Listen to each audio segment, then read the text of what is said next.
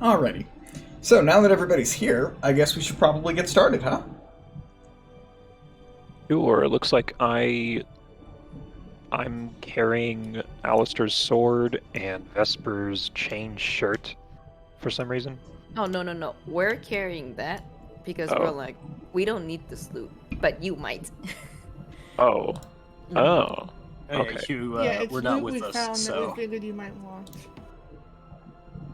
I may already be equipping both of those things. So yeah, you guys found a chain shirt, and it turns out that that's just strictly better for you, assuming that you like the way that it fits your character. Oh, it's better than scale mail? Yeah, because scale mail is just a flat 16, but chain shirt is 14 plus Dex max 2. So that's still 16. Or no, it might just be straight up 14 plus Dex. It's the same value for you, but chain shirt doesn't have a stealth penalty. Oh, okay. Fair enough. Oh yeah, so I guess we should probably recap for Kellen what went on in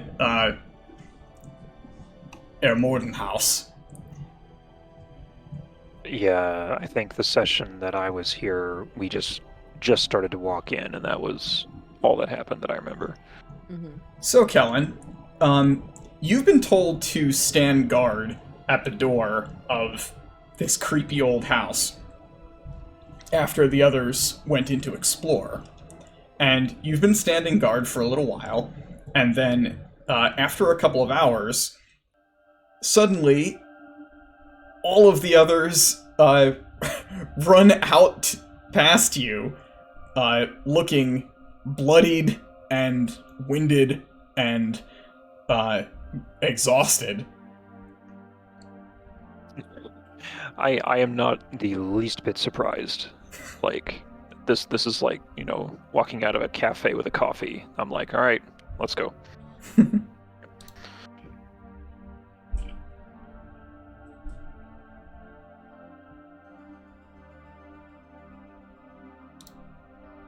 Guess we'll go and get into more debt with this doctor. He refuses to look for us, or he refuses to even help us until we pay back the original debt. Yeah, that's right. I guess so.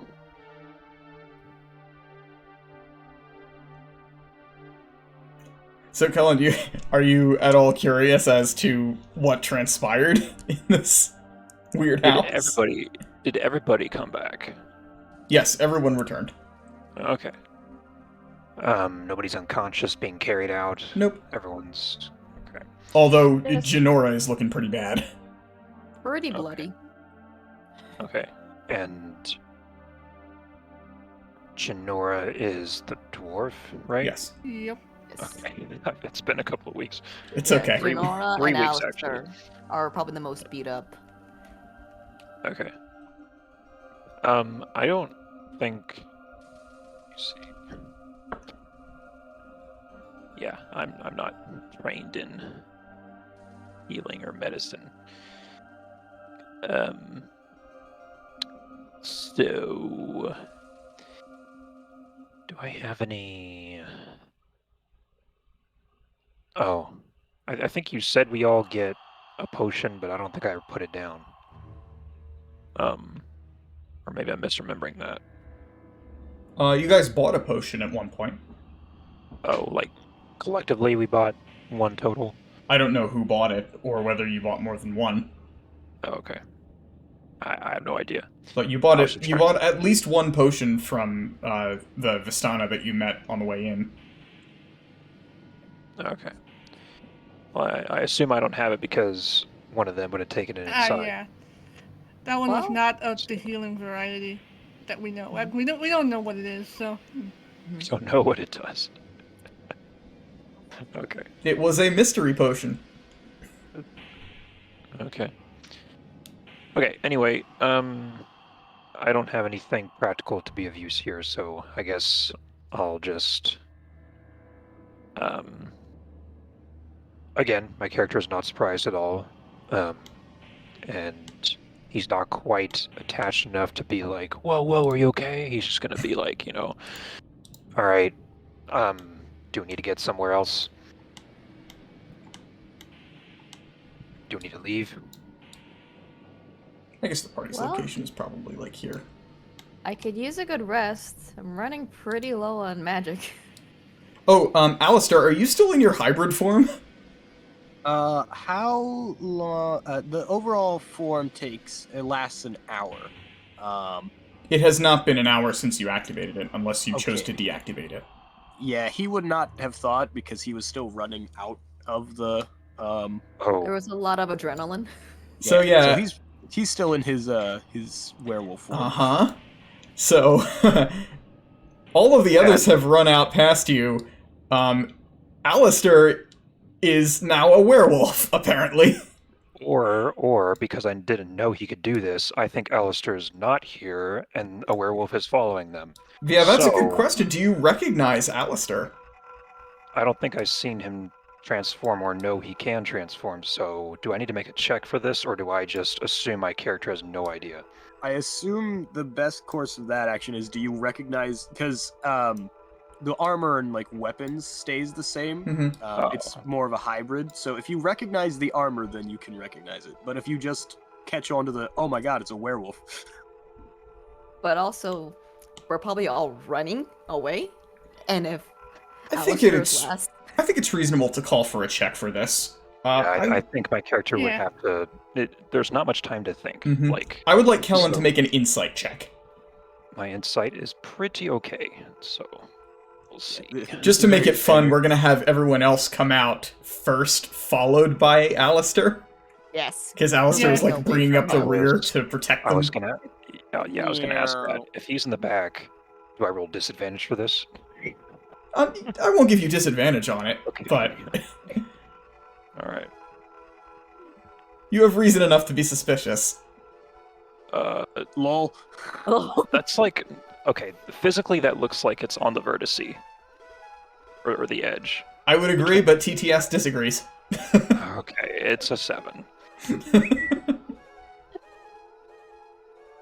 Okay, so, Kellen, the rest of the group is coming toward you, looking very badly battered and injured, and they're pursued by a wolfman! And Alistair's not here. So, alright, time to roll initiative, sir. So Kellen draws a weapon or something? I'm drawing a weapon, yeah. I think we may, if someone wants to intervene, feel free if that's allowed. But I'm about to go at it here. Yeah, so what everyone else sees is we're running for our lives, and then Kellen turns around and just whips out his sword. Yeah, it should be obvious what I'm doing, but there's not much Yes. time to do much. So if there's a chance for somebody to, I don't know, do anything, feel free. But otherwise, however you want to rule this, I'm about to go into attack mode. As I'm healthy, I can fight. These people can't. So, let's see. especially since we all fought werewolves here, Mm-hmm. like just outside town. So, I have zero reason to think this is a friend. I feel like it depends on how far like out of the house we would have gotten. I think we're on the Okay. first floor, no? Yeah, Okay. you guys came up through the trapdoor which leads to this room. And then came around through the entryway where Kellen was waiting. Yeah, we showed up like here, and then we ran. Oh, this is exposed now. Okay. Yeah, the house has been fully explored. You would, I think, probably have some knowledge of what went on, right? How involved do we want to assume Kellen was? Honestly, I wouldn't be surprised if he heard a lot of the fighting, Yeah. because I don't think the walls are soundproof. Oh, certainly not. Mm-hmm. I'm sure you've heard that there's been a commotion, but you were asked to stand guard, and so you did. Yeah, so you're Okay. probably like super tense like, when you heard us like fight the broom because we Mhm. fought a broom, but you didn't know yeah. it was a broom. The broom was. broom? Yeah, a broom attacked us. Right? Is this Beauty and the Beast? Like, Yeah. Yes, Like a 100% yes. legitimate broom. He also had the best mini. Yes, the If broom you- miniature was quite impressive. A new multi-attack can dealt more damage than almost anything else. It had a jaunty French accent. wow. Okay. That part I made up just now. Okay. That was not clear. It didn't talk, it was just a construct. Oh, and All right. Osmond played like music in the haunted music room, so you probably heard that, and you may have gone a little insane. Incorrect. Kellen, you heard nothing from the music room. Alrighty. Oh. All right. Okay then. So, I guess. I think we should probably turn this over to Alistair, because Kellen has drawn his sword. The rest of you have, like, run up through this corridor. Alistair, you come in last and see that Kellen is standing there, sword drawn, looking at you in the eye. Yeah, and I guess just to make things a little easier, I might say something like, "You all go on. I've got this." You know, I'm going to get to safety. I don't think, like, in Alistair's mind, Kellen has his sword at the ready because he was asked to stand guard, and he's currently, doing the guard thing. So he's just gonna continue with the group. All right. I guess it's attack of opportunity time. Okay, make an attack roll. Don't worry, I have noodle arms. Okay. Watch it be a nat 20, it'll be hilarious. Oh, that'd be Yeah. awesome. So let me see. Where? I've not attacked somebody in 3 weeks. So It it's It has been 3 weeks without workplace incidents. 3 weeks without rolling for an attack, and your first attack is PvP. Off to a good start. short. Oh, okay. Attack bonus 4. There it is. Okay. So 4. All right. Well, let me clear this first. Okay. 4. There. Okay. Yep, that'll do it. Oh my. That most certainly does hit. That is a Even the hit. Roll for natural damage. Oh dear. Okay. Mhm. Okay. So this is wait, what is this? D6 plus 4. Okay. Well, it won't kill you. With a short sword or a long sword? It's a short sword. Short sword. Okay, yeah, D6.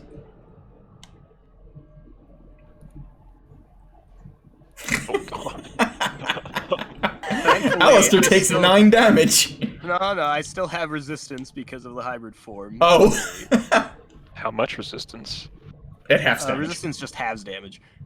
Oh, so that's is it rounded up or down? Up. Up, yeah. Okay, so So Kellen will take 5 damage. No, I will take 5 damage. Kellen doesn't Sorry, slap Alistair will take 5 damage. okay. So Alistair, I guess we'll get a turn now. To do so. Well, I mean, it's not actually combat. You didn't roll initiative. Okay, well, I mean, unless something happens right now that convinces me this is not a werewolf, or I mean, a friendly hybrid thing. Maybe if he doesn't attack back, I don't know. I've not done this before. Alistair will receive the blow, and immediately, wince in unexpected pain. Yes. You were not expecting to have just been stabbed by your friend.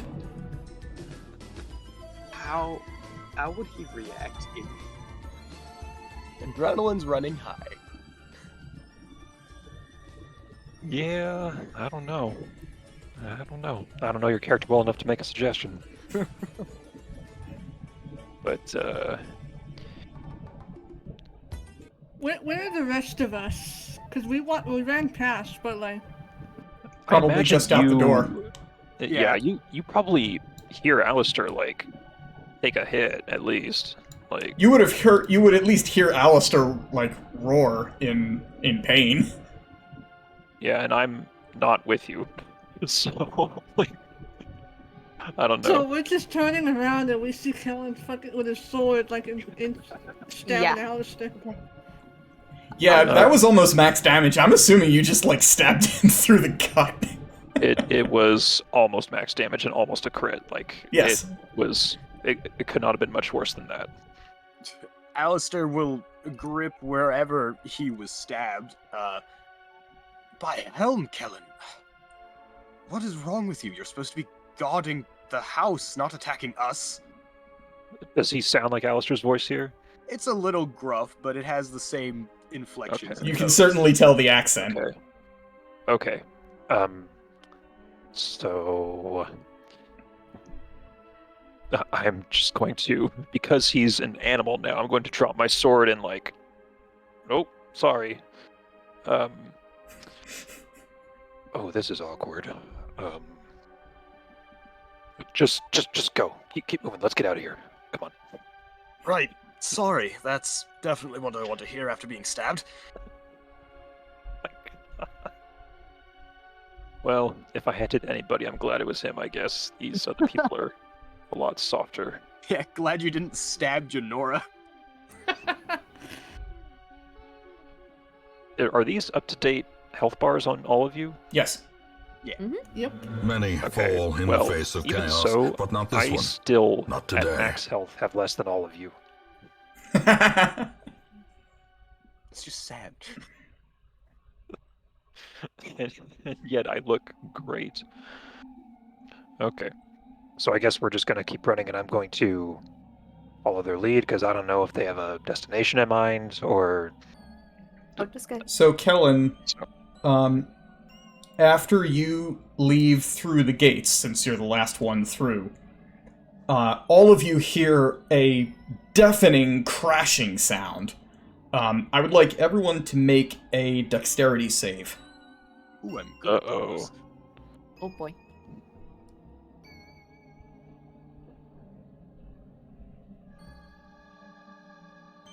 That's not great.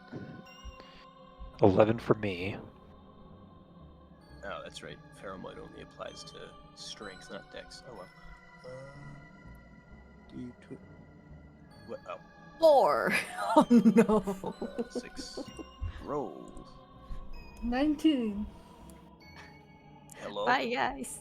D20. Why are you stuck in the air? Maybe because we're all rolling. There he is. Oh wow, that's a 12. Thanks. Rolling a natural 6. I got 2 plus 2. I got 6 plus 6. At Hey, least you're up 10.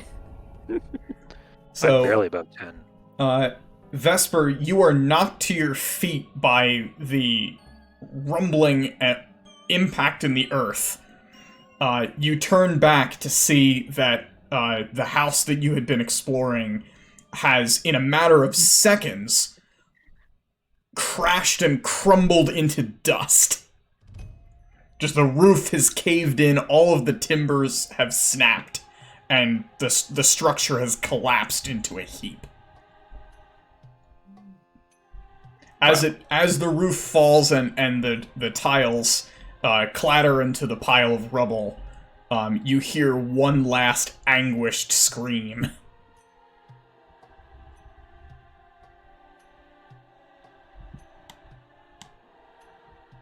Ooh. So, only Vesper sees this? No, everyone sees that, but Vesper was knocked off her feet by it. Oh, okay. You're not damaged, but you're prone. So I'm it, flipped upside down. Okay. As per my model. Everyone else, So you wait. managed to keep your balance.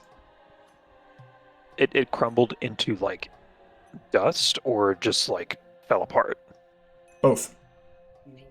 Okay, so it, like, disintegrated and collapsed. Yes. Okay. Both at the same time. So the structure fell apart, and what remained at the bottom was dust and rubble. Okay.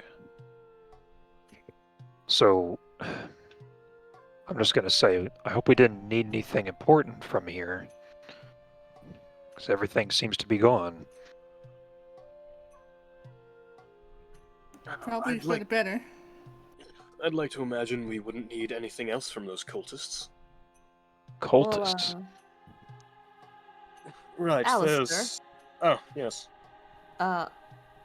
Maybe you should not be furry in the middle of town, or you'll get stabbed again. Yes. An astute observation. Barovia and has a that zero we- tolerance policy toward furries.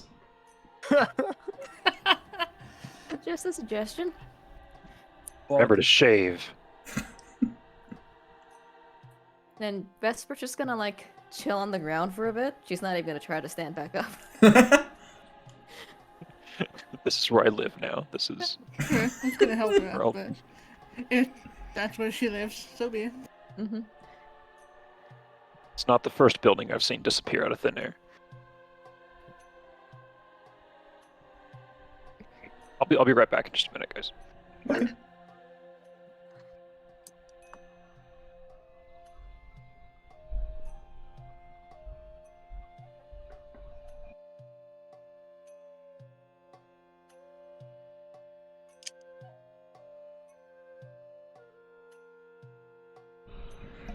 What are you guys up to? Meanwhile.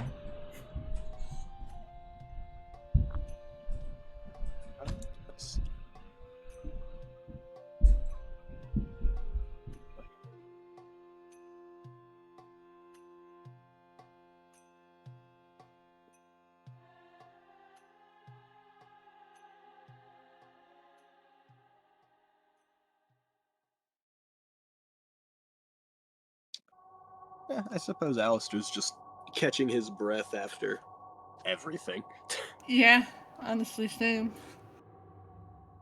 We're only a little half dead, it's fine.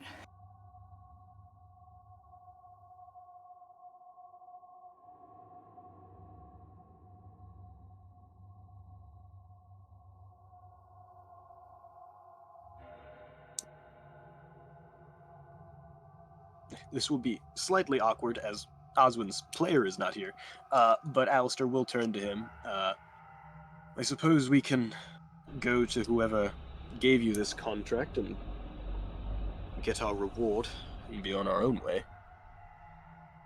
And then Oswin will respond however he would. Oswin would tell you that the contract came from the Burgomaster of Vallaki, which is a few days' ride along the Svalich road from here. Beautiful. More travel.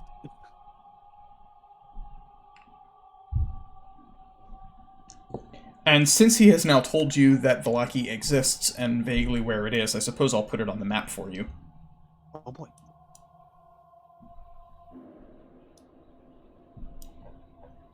Vesper, you are also aware that Vallaki exists, although I'm not sure if you've ever been there.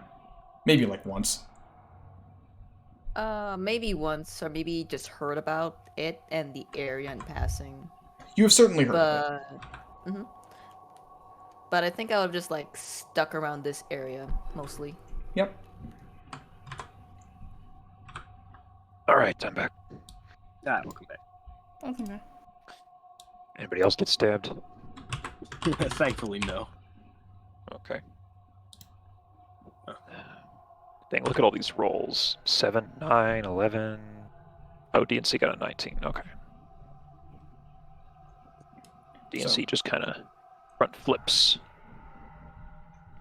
Vallaki is here. If you wanted to get there, you'd have to continue through this trail along the woods and pass over this bridge near Tsir Falls.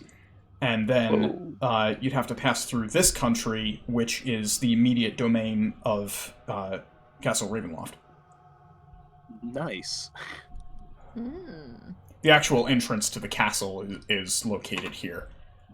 So it's like there's a set of gates here that lead to a road which goes treacherously along a little mountain path up to the cliffs where the castle is built. Mm-hmm.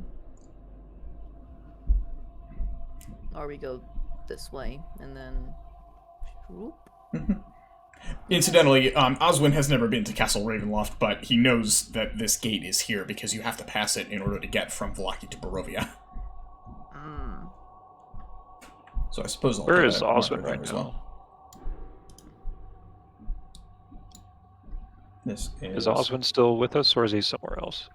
Yeah, do we want him just to hang around with us, or disappear? So I'm gonna rule that, Oswin is probably just gonna go back to the inn and rest for a while after this, ordeal. He also needs time to, cast the appropriate spells and engage in the appropriate rituals, to bring back his animal companion. Archibald, Right. What happened? Archibald got smacked. By, like, He a mound of corpses. he had 1 health, and so no matter what would have happened to him, he just got squished out of existence. Oh, that's a shame. Well, dang. It's fine. I also almost got squished out of existence, but I lived. I wouldn't Reports of mind my death resting were at the greatly inn exaggerated. for a day. I too would not mind. Yeah. I'm just saying. Sorry, where are we going? Probably back to the inn to rest Oh. because all of us are damaged except for you. Okay. I would Sure. like to have my key back and health. Yeah, mostly just the health for me. I've got health. I have no magic. En route to the tavern, Alistair will just apologize to Kellen. I apologize for not telling you earlier. I forgot that, unlike Janora, you had not seen me transform before. It is what my order does. I just have 2 stipulations. As long as you have complete control of this bewitchment, and that it does not change who you are in either form. I can say one of them is true. Oh, right. Kellen, I got you a shirt. And she pulls out the chainmail.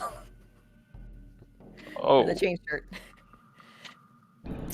When you pull I it out, found by this. the way, you note that while it's still fully functional, it looks way older than you remembered. Like, when you first found it, it looked good as new. It now appears, like covered in cobwebs. You all notice that. I don't. Vetch was just like, nah, this is the same image. And I just, like, shove it into his hands. Here you go. oh. And Well- to dissuade continuing the earlier conversation, Alistair will haphazardly pull out the short sword and, this is also for you. The short sword, likewise, when you first found it, appeared relatively new. This one is noticeably tarnished, and the leather wrappings around the grip are rotted. Huh. I'm just Maybe gonna look not it over. you. Look, I'm gonna look at the gun that we gave to Kellen that's probably just like slinged over his back. Oh, Uh, yeah. You note that while the construction is still solid, the barrel is still in good condition, and like the mechanism appears intact. The actual the wood furniture of the rifle is in really bad condition. This is a rifle that you've had with you until now? Oh, or by did the you way, get I'm it- sorry. Just to interrupt. If you're hearing really loud noises right now, that is my upstairs neighbors. I have no idea what they're doing, but it is very loud. We hear nothing, or at least I don't. Yeah, nothing's coming Yeah. out of my end. All right, that's good. My mic filter is supposed to not pick up stuff like that, but just in case, that is what that is. Yeah, you're good. Understood. So this rifle is something that, Janora's had all this time, or did Actually, you? you've had No, it. We the gave thing it is, to like, you. we found it on, like, the first floor, but Oh, you just came back and it's like gave a it, okay. two-handed kind of thing that none of us could really afford to carry through the whole thing, so since you were standing guard, we just kind of pack-muled you. I'm sworn to carry your burdens. Woohoo! Eddie is back.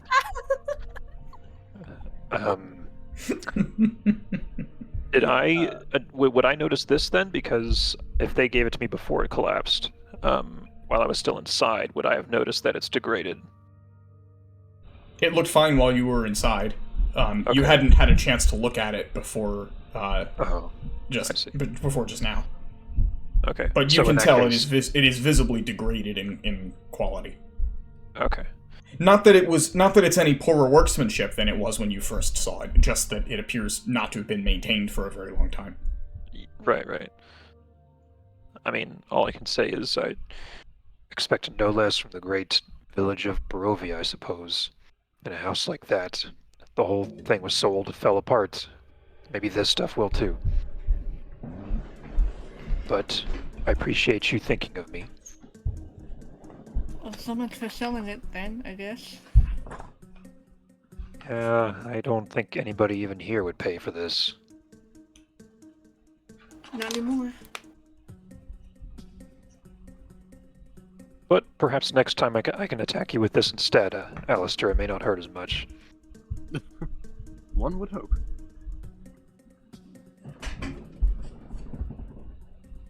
Okay, so to the inn. We go. I'm still fit, of course, but I don't want to go anywhere alone in this place, so I will just follow the rest of you. Your journey back to the inn is uneventful. It's my favorite kind of journey.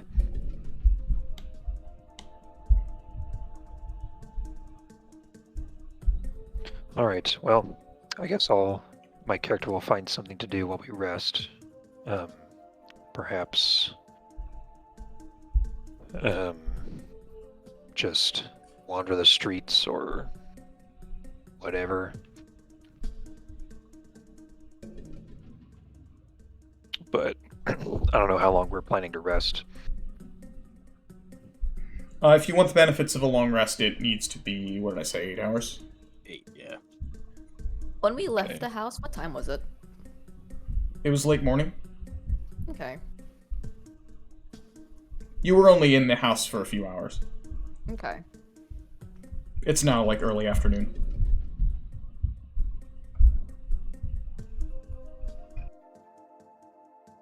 Alright, I will, at the inn, I don't know if we need to keep track of money spent for things like this, but I'm going to buy Alistair a meal as Oh, thanks, buddy. recompense. The meal that you get is exactly as mediocre as you would have expected. Tis Oh. Barovia. Yeah, it is.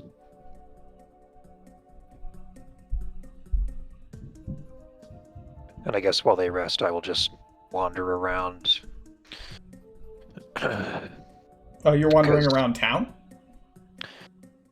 If that's safe, I don't know, but Well, mean, I nobody said it was safe, but it's certainly a thing you can do. Where would you like to go? let me see what kind of markers you have here. You'd be aware of the locations. There's the Bildreth's Mercantile. Mercantile is a store. The Burgomaster's Manor is here. That's like the mayor. And there's a Yeah. church up here and a graveyard. Okay. Well, as a game master, I don't really like when the party splits, so I don't want to get into a big solo episode. I mean, I just Leave that to me. If you want to go explore, you're welcome to. well, I'm just trying to think of something useful to do while everyone else is resting, because I don't need rest right now. But Sure. I mean, I don't know what I would. I mean, I guess I could go report to the mayor that this building collapsed and see what he thinks about that, but I don't think there's anything else that I can think of that I'd want to do. Have we met the mayor? I don't think we have. We just talked to the apothecary guy. You have not met the mayor. Yeah. Okay. All right. Well, I guess that's the only thing that I can. By the think to way, do. do you mention what you're doing before you leave?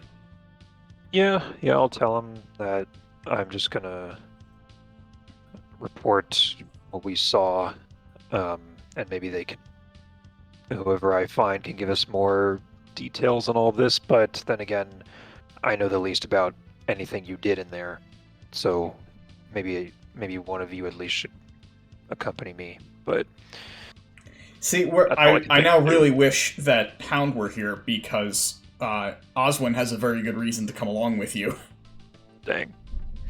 Well, maybe we should wait then. Perhaps I can maintain the rest of your gear in the meantime. Okay, that's reasonable. Would you like to try to do something specific with respect to that? I don't know. Not really. Just make sure that everything's been cleaned and repaired, all that good stuff. Okay. Maybe tend to a few wounds. I'm not really specialized in medicine, but We can imagine that you're helping out with medicine, and that's part of how the party is regaining health. sure. Let's go with that to make things as uncomplicated as possible. Okay. So the party gains the benefit of a long rest. You spend a night relaxing at the tavern, unless you want to spend the day there and then leave at night. You're welcome to do that if you'd like. What time would you like to end your rest and leave the tavern? I guess it's up to the injured group. Early next morning? Yeah, I would say morning. I don't think Yeah, Barovia is one I to... don't trust this place at night. I think like Vesper has the most fear and respect of this country while at night.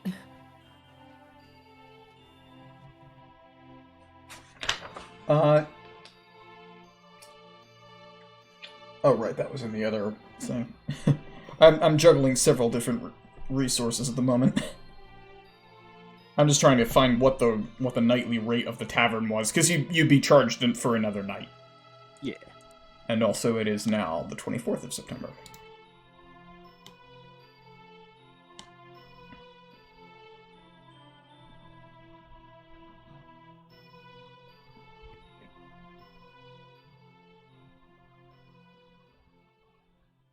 Is this under Village of Barovia, maybe? So while we're resting, Yes. all right, friends, what happened in there? Ah, that's a good idea. So I would want to know from what I was seeing. Well, a broom smacked me in the face. Of all that transpired, that is what you say first. It's what hit me. Oh, Why are you even surprised, Alistair? I don't know, Janora. At this point, I simply don't know. Well, I don't want to immediately start with the amount of corpses we fought. There has to be a lead up. Okay, no, anyway. That doesn't matter. Vesper was indeed hit with a broom. The house was seemingly a hub for this cult. The lady and lord of the manor, I believe, from what I could infer, were a part of it. The two children we encountered outside were the children of said lord and lady. They were locked in their rooms until they passed. Luckily, we were able to set their souls free, at which point we had discovered the underground cultist area. There was a pedestal with writings engraved, "One must die." When we defied that wish, the shambling mound attacked, and luckily we were able to dispatch it without much harm to ourselves. By the way, And- you used the term shambling mound, and that is in fact what the stat block was, but the creature itself does not have the description of a typical like shambling mound. It's not like made of vegetation. Right, yeah, no, I was just saying literally was a mound just that was shambling, not specifically the shambling. Ah, very well, yes. In that case, you are correct. But yes, and as we left, there was a note for us that said we had pleased. Was the note, did we know it was from someone in particular? It was not signed. Okay, it was not signed. I think it just said, "You have amused me." Is that right? Okay. I believe You have amused me, All but- we know is it was in place of where the statue of the Strahd statue was. Yeah, Yeah. it's where the statue was. Correct. So it's implied, but Yeah, not for sure. And then the house started to collapse, and we are here.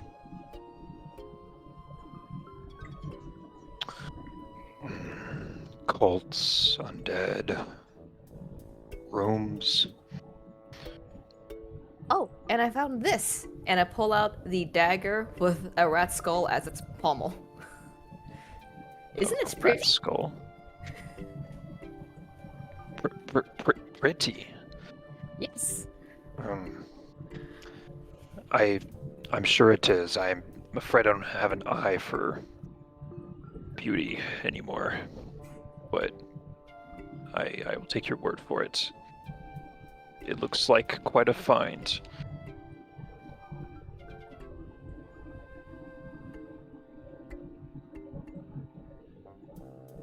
So, where do the rest of you think we should go now? Well, according to Oswin, the contract was given to him in Vallaki. So we could head there to collect said bounty, or we could continue looking for the werewolves that my guild has entrusted us. Oswin would. So I'm sorry to roleplay for another character, but he had access to this knowledge, and he would definitely tell you. I think, because it's relevant. Before you got detoured to this, do you remember when he was speaking to a man who, like, sort of abruptly left the tavern? Yeah. Oswin would probably mention at this point that that man's name was Ismark, and he was the Burgomaster's son. Who asked repeatedly for his help in protecting his sister. She's been in danger, and he wasn't able to do that because he was already under contract to complete the mission that led him to the Death House. Well, then I suppose that is a third option that we could pursue. What is everyone's thoughts? It's a long way to Vallaki. I agree. So, if there's anything else we need to do here, I think we should consider that before heading back.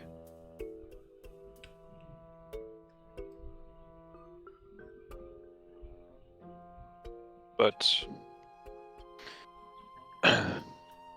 I was not the one who originally picked up this contract, so the decision's not ultimately mine, but that's my suggestion, is to finish up as much business as we can here before we head out.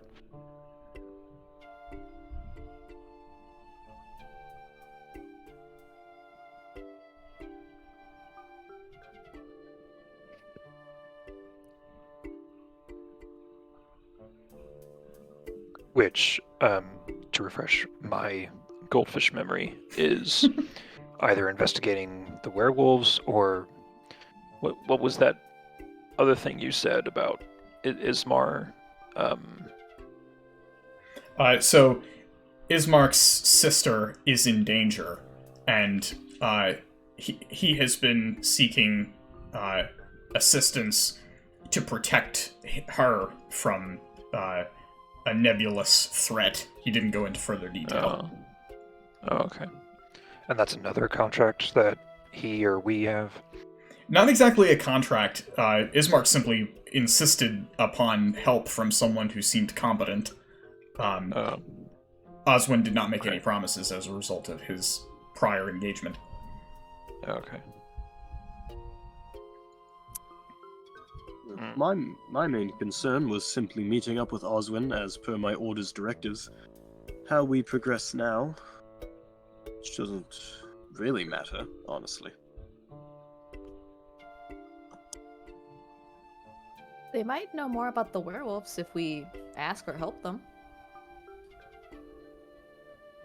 Yeah, it does seem the more pressing of the two. If somebody's under direct threat. Yeah, I mean, more work's more work. Could always use more of whatever currency they use here. We might need it in the future. Yeah, nobody takes our money. You do have They some do, Strahd marks now. Okay. Well,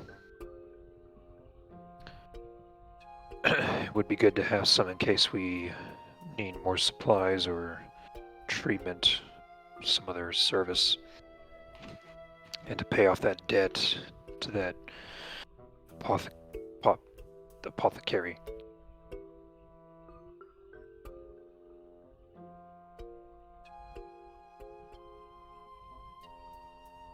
It seems we are all on the same page then. To the Burgomaster's house.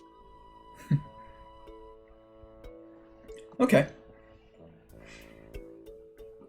So, you leave the tavern and make your way down the street toward the Burgomaster's manor.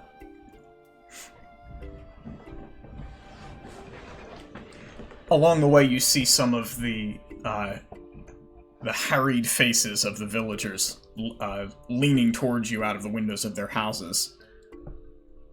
It seems that one way or another, word of what you did over at the Death House has spread through the town, and you hear whispers of your names as you make your way toward the Burgomaster's manor. Look, Mom, I'm famous. We may not be welcome here much longer. When you reach the end of the street, a weary-looking mansion squats behind a rusting iron fence. The iron gates are twisted and torn. The right gate lies cast aside, while the left swings lazily in the wind. The stuttering squeal and clang of the gate repeat with mindless precision. Weeds choke the grounds and press with menace upon the house itself. Yet against the walls, the growth has been tramped down to create a path all about the domain. Heavy claw markings have stripped the once beautiful finish of the walls. The windows are barred with planks, each one marked with stains of ill omen.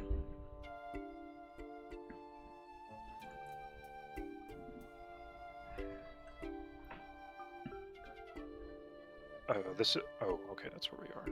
Okay, good thing I didn't go here myself first. This seems sketchy.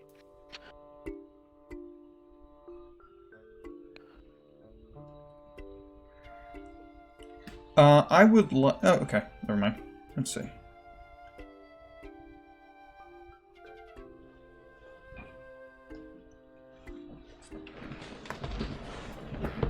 When you approach the gates, you see that the double doors at the entrance of the manor swing open, and a stout-looking young man, wearing... what does he wear? Probably, like reinforced leather.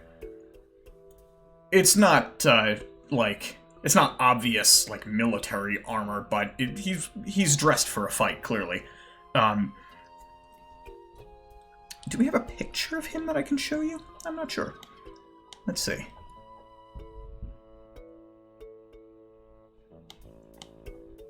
If not, I can probably find one.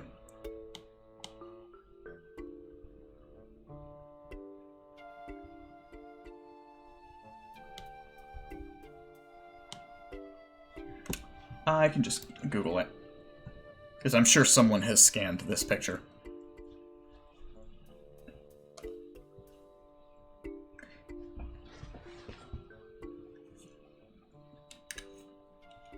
He has a good face. Looks determined. His hair is white, although not with age. He seems to be about mid-30s.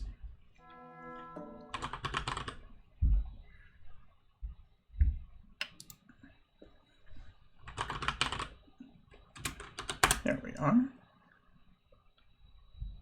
Let's find a good picture of this guy.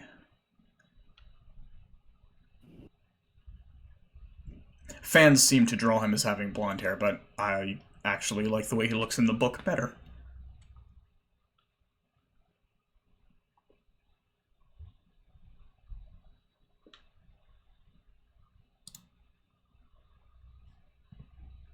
Yeah, it's a reasonable picture.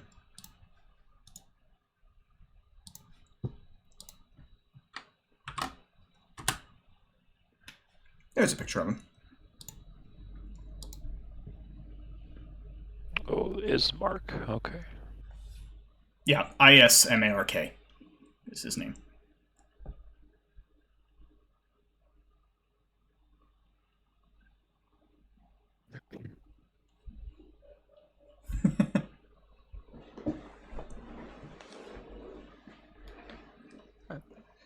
He sure looks like a dude.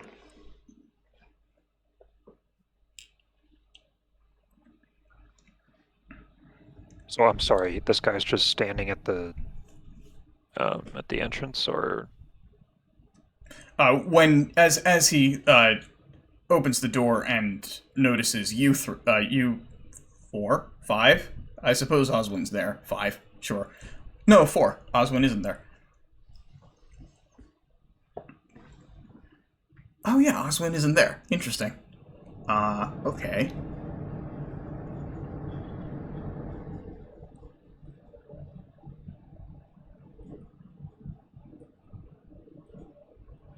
Okay, we'll roll with that, I guess.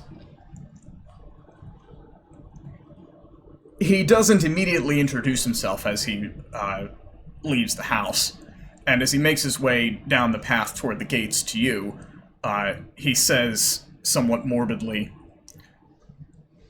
"What became of Oswin? Claimed by the house?" Quite the opposite, in fact. He's back at the tavern currently. He's doing whatever it is he does with his magic. I see. I presume he sent you?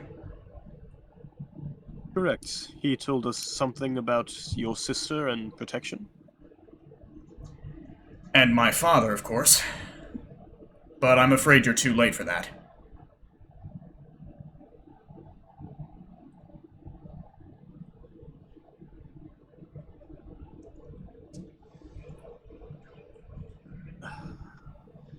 How so? In what regard? Are condolences in order? It would seem I have found myself to be the Burgomaster. Ah, condolences indeed.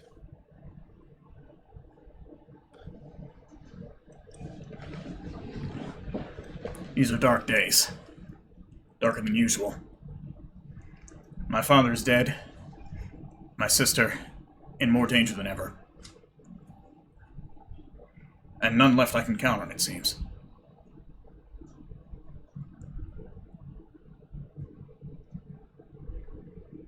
These people. He gestures dismissively toward the town. And then doesn't elaborate.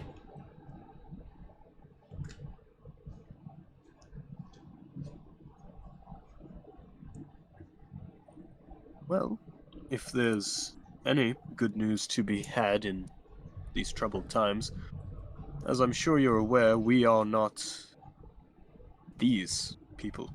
Alistair will also gesture to the land of Barovia. I'm afraid there's nothing we can do for your father, but perhaps we could help with your sister's plight? I hesitate to entrust her to strangers. But I fear at this point I might have no other choice. She's not safe here. He looks around idly. We are not safe here. You should come inside.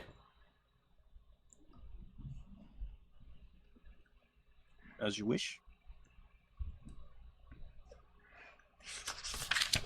You follow him inside. The interior of the mansion is well furnished, yet the fixtures show signs of great wear. Noticeable oddities are the boarded-up windows and the presence of holy symbols in every room. The Burgomaster, well, the former Burgomaster, is in a side drawing room on the floor, lying in a simple wooden coffin surrounded by wilting flowers and a faint odor of decay. Standing by him is a striking young woman with auburn hair. She turns to you as you enter. Who are these, Ismark?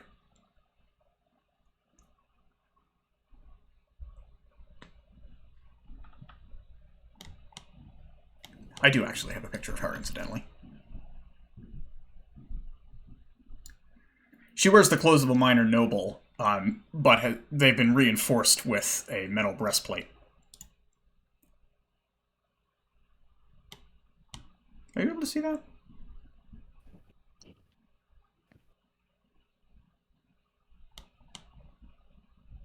This thing doesn't always work the way it's supposed to. Is it because it's not locked? Maybe. Not Where would we seeing see Oh, no! anything. Oh, Oh, I ruined everything! your table's rewind gone. time. All I saw was chaos and destruction in the corner. I just saw your whole table boy. just fall into infinity. Uh-huh, that sure is what happened. Well, not everything has loaded for me yet. I don't know if y'all can see everything, but It's gonna take a minute to synchronize again. Yep. Alright, Oh. I'm back. yeah, I think it looks okay. Oh. Redline, I do actually have sound effects enabled on this channel, although not necessarily the same ones that Size did. If you'd like, you can access the list this way. Boy, am I glad I finally updated my RAM. This runs so much smoother. Did you download more? Yeah. Downloaded more dedicated WAM. Nice. Yeah, TTS is a RAM devourer. Is it? I Yeah, didn't that's really what I pay heard. attention. I have not really been paying attention to its. It's just Impact. it's a lot of high quality like assets and things, and it loads them in all at once, and so I see. there's a lot of moving parts. Like every single card, I think it loads the image Ugh. even when it's not drawn yet, that kind of thing. On the one hand, it's a shame that there's not like a newer version of TTS that's Please let me better know if there's some other optimized way we can screw up tonight. and doesn't do stuff like that. But on the other hand, there's so much like user-made content for this version of it that I feel like it would never catch up. Yeah. Okay, that's So not that's locked in the- place. Let's try this. Irene. There we are. Oh, that's right in your I face. see a person. That's how she looks. Very superimposed. Mm. She I looks like like this. I like the sword. she looks like she doesn't need much help. Yeah, she looks like she could kill all of us. I was gonna say she does look quite badass. The look in her She eyes looks is like- less severe towards you than it is in this picture. She appears Okay. neutral. She's not out for blood currently. That's good to know. Yeah. Ismark indicates her and simply says, Irina, my sister.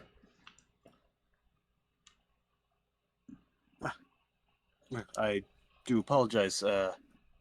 It appears instructions are in order. My name is Alistair Sorahana, and these are my compatriots. He will turn. This is Vesper, Genora, and Kellen.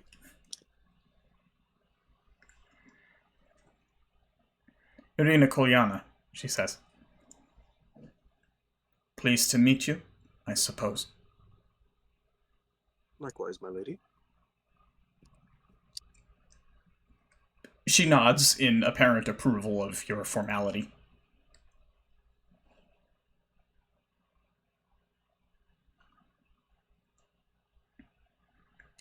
Make a perception check.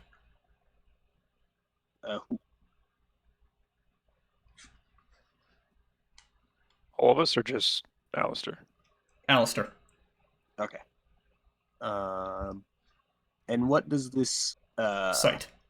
Okay. I believe I have a 3. Yes, a 3. Nope, that's a 4. There we go. 11. You note that her left hand is held at her left hip. Her right hand appears to be concealed under a fold of her cloak. Okay. Looking down at her feet, you can see the point of the scabbard of a fencing foil, or a duelist's foil.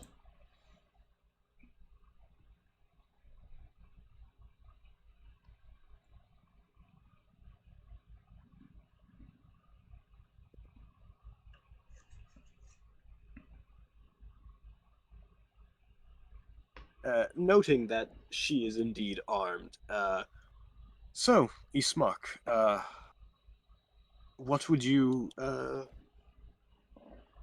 wish of us with your sister? She seems she can handle herself well enough, at least.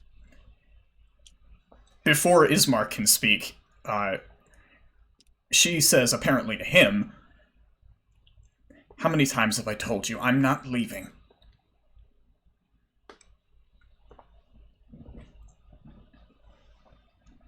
Not at least until our father is buried properly.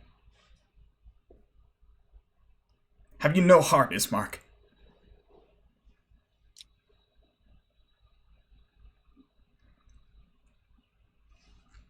Ismark gives a wounded expression. He stammers,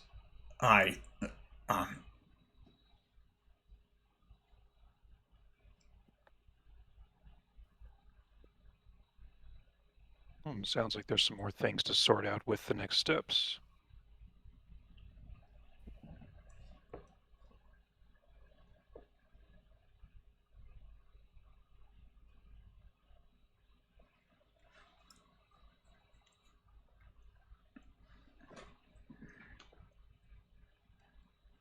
We can bury our father later.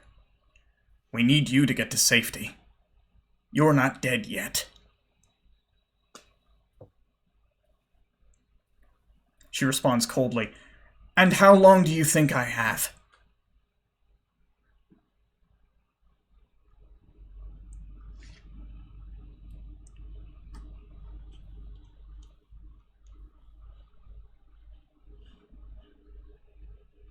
I feel like that kid at the friend's sleepover when their mom is yelling at their friend and they're just kind of sitting there like,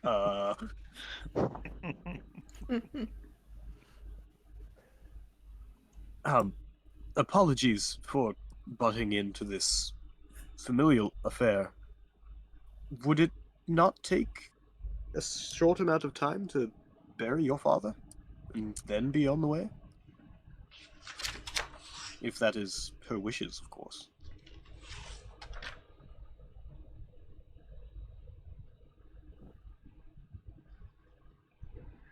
And leave this house? Impossible, under the circumstances.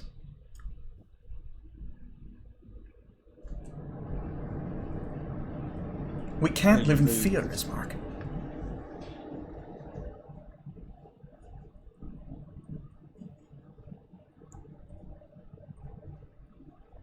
In fear of the Dark One, if I may interpret.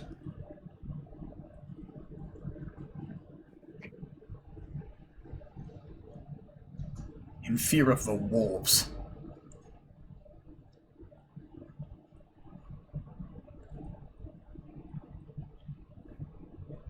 They come every night. Sorry, Ismark speaking, incidentally. They come every night, without fail. At midnight, they try to come in.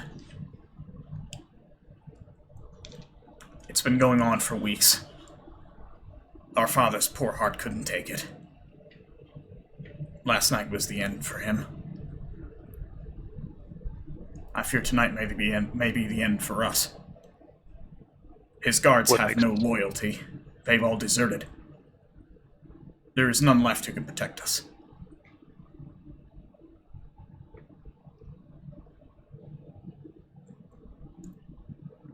I must admit, those wolves do pack a nasty bite. Where would be safer than here? This place is already boarded up. It's got a narrow approach. I can hardly think of a safer place, but I'm not from here. Walls. Walls would be safer. This town is not fortified. Anyone can get in. We've boarded up most of the windows, but if you look outside, you'd see. The eyes of the wolves are upon us always. There is one place that might be safe for her.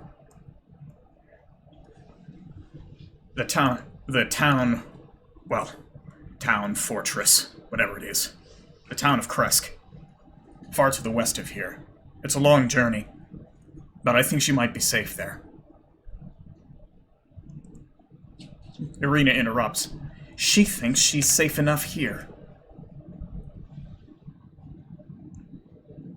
I have a mind of my own, Ismark.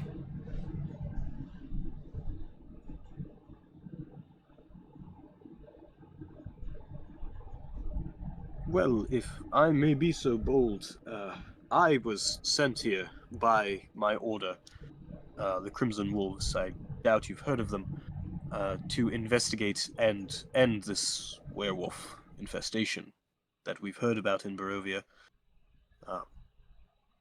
If nothing else, we could assist in that regard. It's what I came to do, at the very least. And the infestation. That's a laugh. Hasn't anyone told you where they come from? No, any of my members we've sent into Barovia have never returned. Irina reaches into her pocket, pulls out a Strahd mark, and flips it to you. They come from him. They serve him. They all do. Every creature in this country. Every bird, every beast, and all the wolves in the forest. They're his, like everything else here. Out of character, not all of them. Wink. Are these the same wolves that I had that pseudo agreement with, or the hag did? Yes. I'm just gonna assume they won't stay away if I tell them to anymore.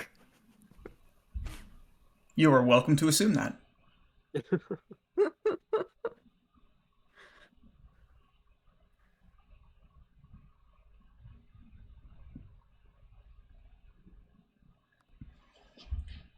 Well, we Crimson Wolves do deal with instances such as these on a fairly regular basis outside of Barovia. Of course, I'm not from here, but I can't imagine this situation is much different from those we've handled in the past. I don't think you know who you're dealing with. But others have been as foolish as you before. You won't be the last.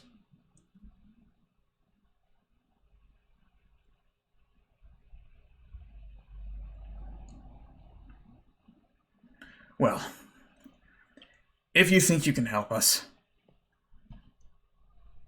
our father does deserve a proper burial. The fools in this village have been unwilling or unable to escort us to the abbey. Father Donovich would at least be willing to administer our father's last rites. Isn't that just down the road?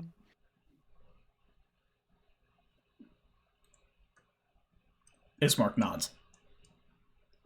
Well, I think we can manage that before night.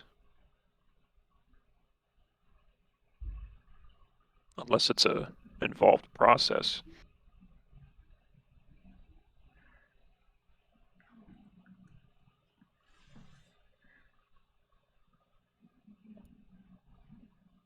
It wouldn't be. They just need you just need to bear the coffin down the street. Okay. I think that seems pretty routine. Well, of course, burying your parent is not routine, but pretty straightforward, let's say.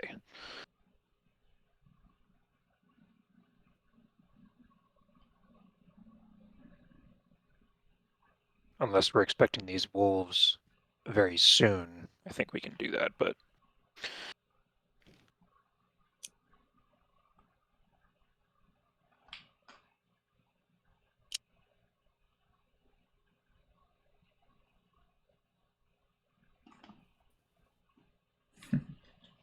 Let's see.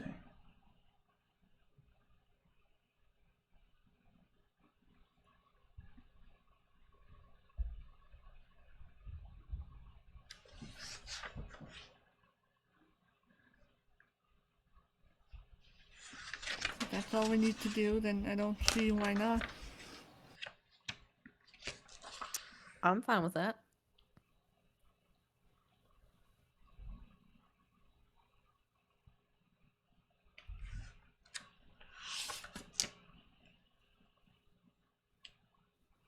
Ah, okay, I see.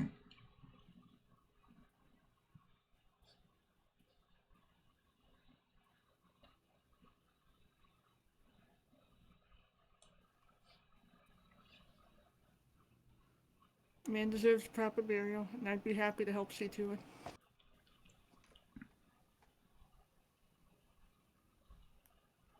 Okay. Irina and Ismark prepare their meager belongings. Well, I suppose meager is not really an accurate description. They're minor nobility. They gather themselves and prepare to bear their father's coffin down the street with your escort.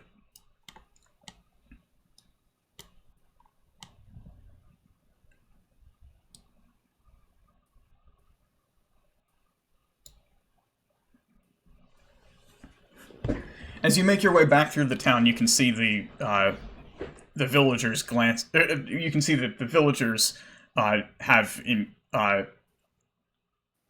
apparently all come out of their homes. It's a foul-looking lot, damp, disheveled, and despondent.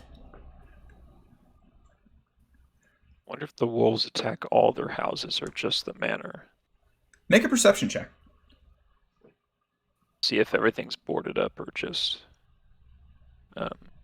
what's my perception? Not bad.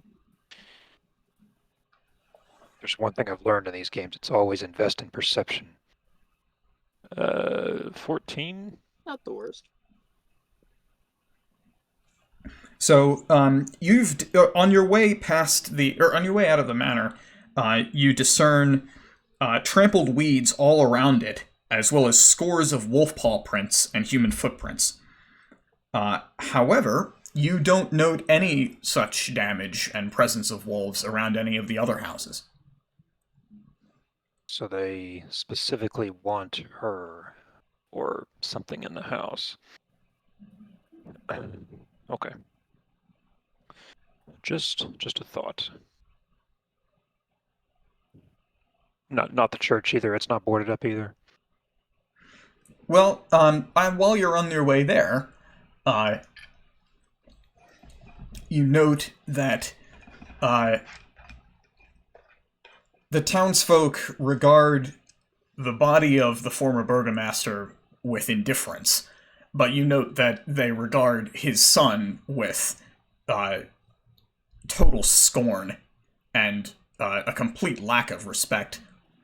Some spit at his feet as he walks by. Alistair, with your heightened senses of hearing, you hear whispers that refer to him as Ismark the Lesser. Oof. Oh. Big oof, my guy.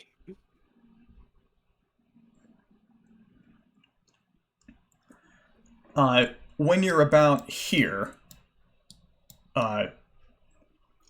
you can see the abbey, and as you're looking toward it, you hear a thump sound, and see that, look up to see that Ismark has recoiled in apparent pain. He does. Actually, I'm gonna make a roll for him to see if he drops the coffin as a result of this. Oh no. He doesn't. I guess somebody threw something at him. You turn to see you turn to see a squalid-looking child standing in the street, holding a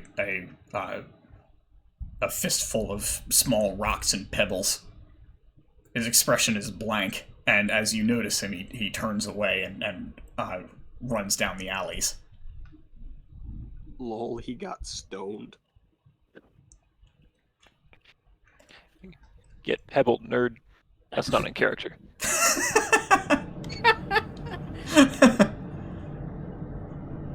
Okay, I'm gonna blindfold you guys Uh-oh.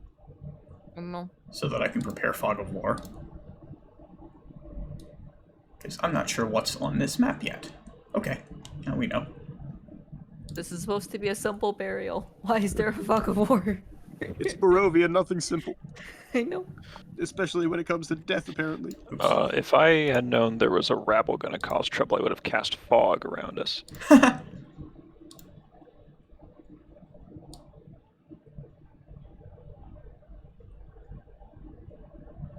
George, are you alright? Do you need police?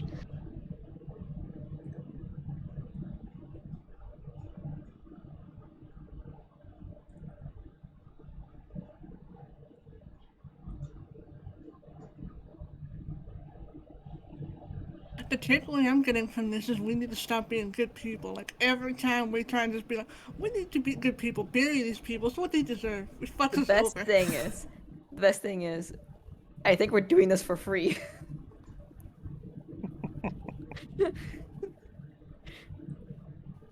Okay, that should be fine. I will unblindfold you now. Oh boy. Oh.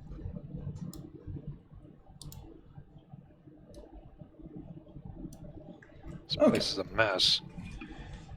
Let me read the description. Atop a slight rise, against the roots of the pillar stone that supports Castle Ravenloft, stands a grey, sagging edifice of stone and wood. This church has obviously weathered the assaults of evil for centuries on end, and is worn and weary. A bell tower rises toward the back, and flickering light shines through holes in the shingled roof. The rafters strain feebly against their load. The heavy wooden doors of the church are covered with claw marks and scarred by fire. As you approach...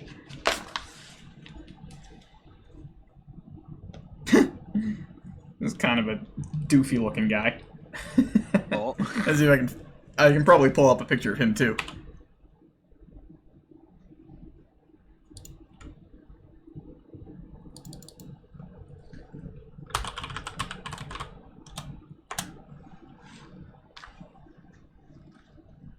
I sure can. Yep, he is totally a doofy-looking guy. The priest who steps out to greet you is a man who looks to be in maybe his 60s.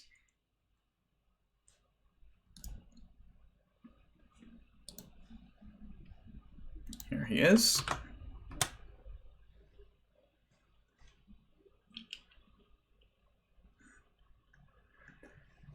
Upon seeing the procession, he shakes his head gravely. I see his time has finally come. His voice is hoarse and weak.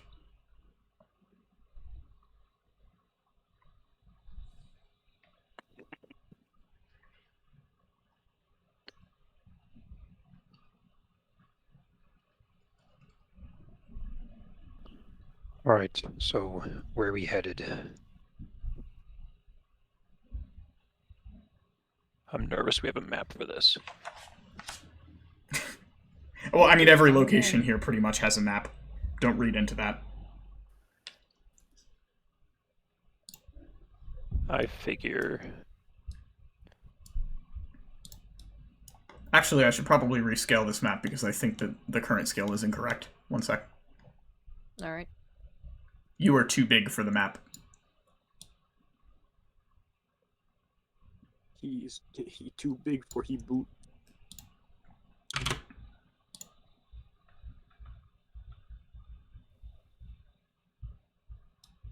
There. That's fixed it, I think. Now you are small. Oh, our pieces fit. And I guess we should also have miniatures for Irina and Ismark since they're both here.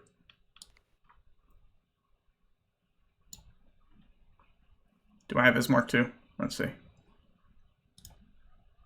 He should be in the Barovia section. Oh, her sword got cut off. Now it's just a hilt. Aww. She could still kill us with that hilt. Yeah. It worked for a seal door. I was about to say. There's Ismark and Donovich, who did not scale properly, but that's fine. Oh God. He's a big man. He's overweight, but he's not like a giant. Pay no attention to the man behind the curtain. No, he's small. So I'm going to say they're bearing the coffin Okay. as the four of you approach. You can otherwise position yourselves as you see fit. I'm gonna look at this tree. All right. Okay. Done with life is an accurate description of this guy's manner. Every sentence he speaks is said with the heave of a sigh. I've definitely heard people like that. Oh no.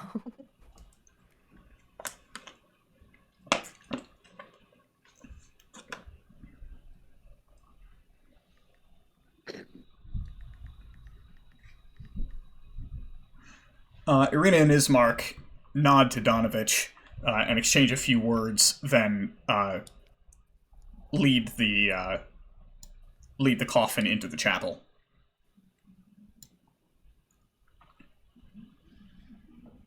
You see them enter, but you're not sure exactly where they went, although you presume. Donovich, however, remains here and regards the four of you quizzically. What unfortunate souls have found their way into our town?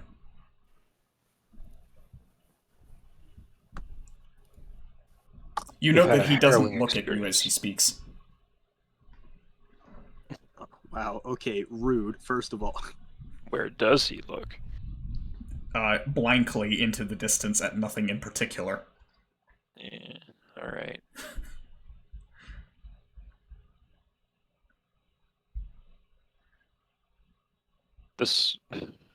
I'm curious. This place has been clearly assaulted for some time. Is that still happening every night like it does at the manor? Are you asking or speculating? No, I'm asking him. Hold on a sec, I'm actually not sure. I can't tell if these markings are recent. I just need to know if we need to be prepared. Especially since the wolves seem interested in Irina.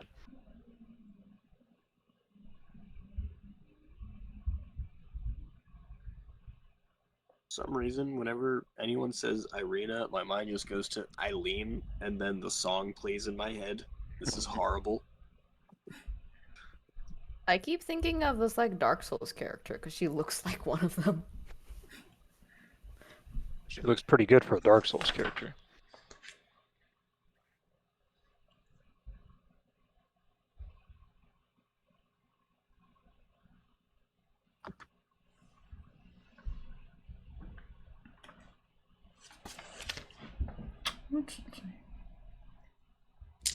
So that is unusual because it's not indicated for some reason why that should be. Oh. Let me just make sure I'm not missing something. I don't want to accidentally cause a continuity error. We can always retcon it. You chalk it off as homebrew. It's fine. You I don't have- could, or I could just look it up and get it right. Yeah.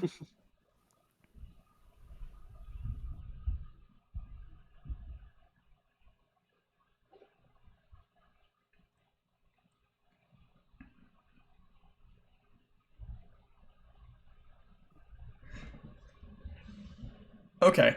At your allusion to wolves and other such creatures, he recoils. Wolves, servants of the Dark One, they dare not come to this holy place. Oh, really?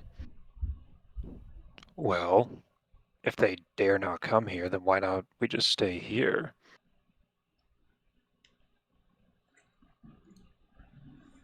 None shall breach this holy sanctuary, not as long as I draw breath.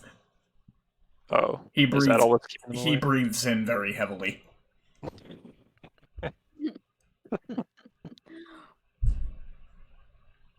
Who has the best hearing? Didn't you Oh. say Alistair does? Oh yeah, Alistair. I don't. I just have a perception stat. I don't know how it divides beyond that.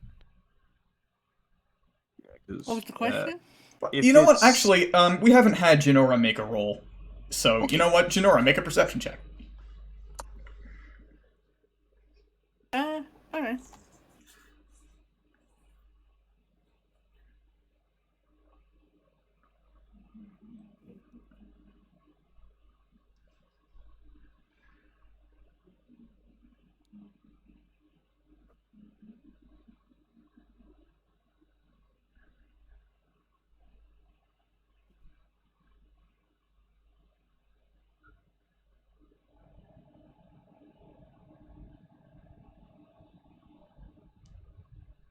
Okay.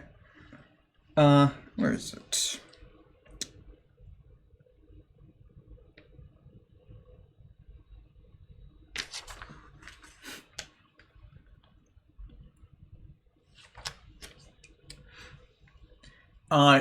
You're not sure exactly where it comes from, but as the priest ceases his speech, you hear a prolonged, anguished scream. Oh, lovely. It sounds muffled slightly. Oh, great. Uh-oh.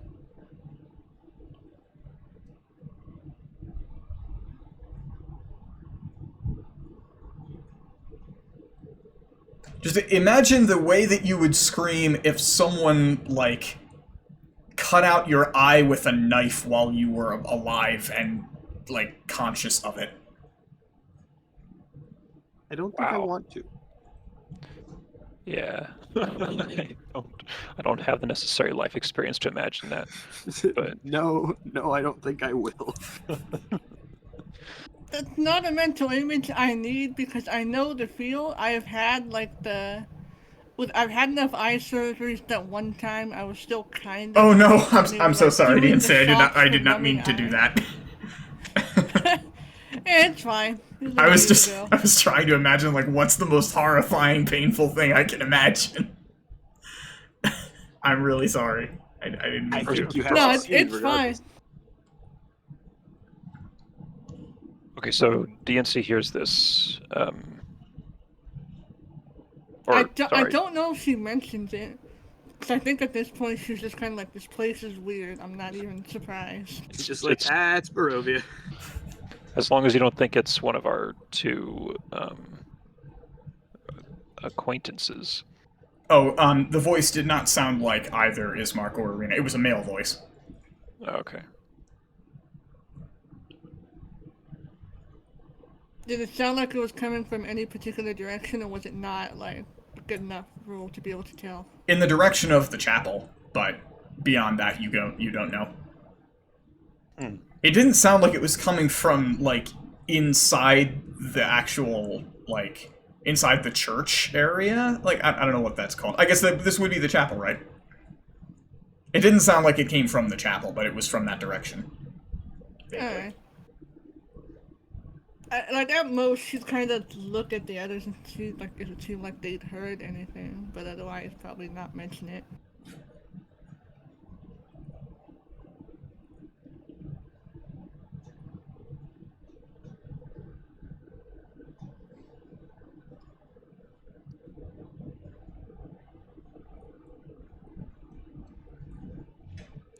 Well then, what do we need to do for his funerary rites?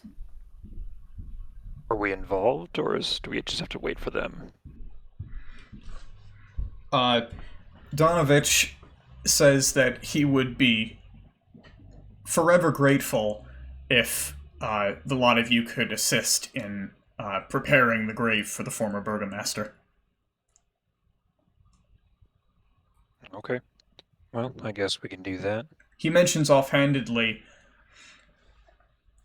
I'm sure my son Doru would help, but unfortunately he's been away for some time. I do hope he comes back home soon.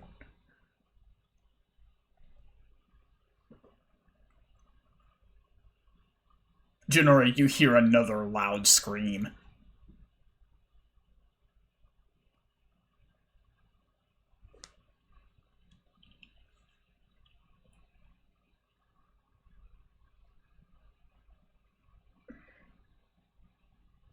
Okay, I think if she hears it a second time, she's gonna kind of like go close to Alistair and just kind of like whisper to him, like, "Are you hearing the screams?" Would he? I'm gonna say yes.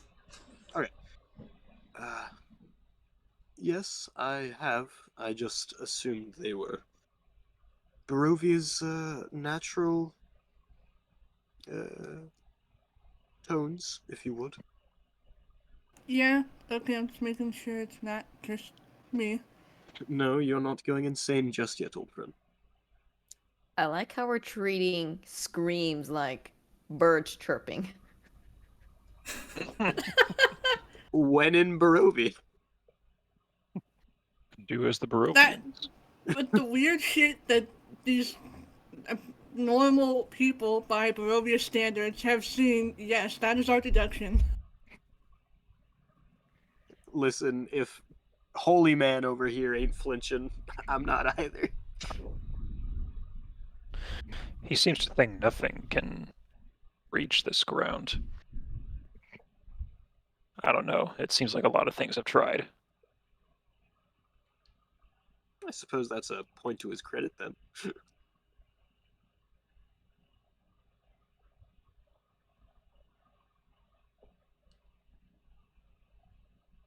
Well, what would you have us do in preparation then, Father?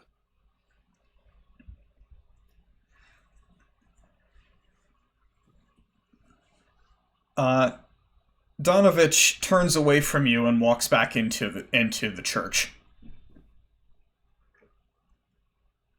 He raises a hand and beckons you to follow. Here we go.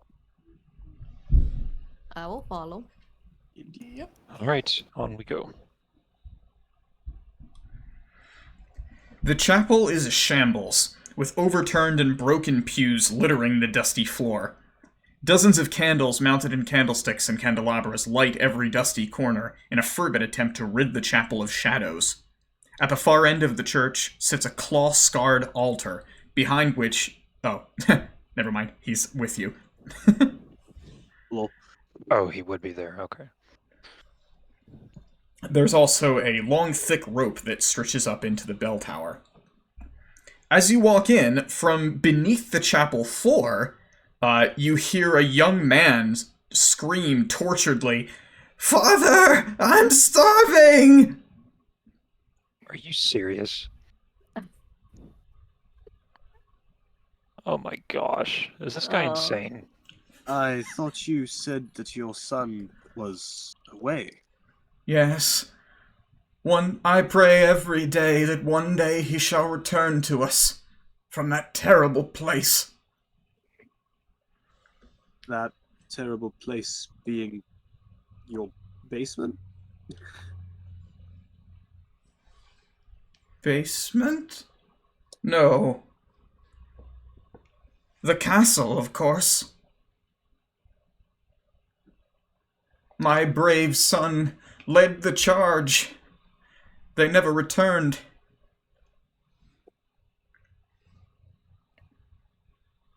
All right. He elaborates even as you attempt to go on.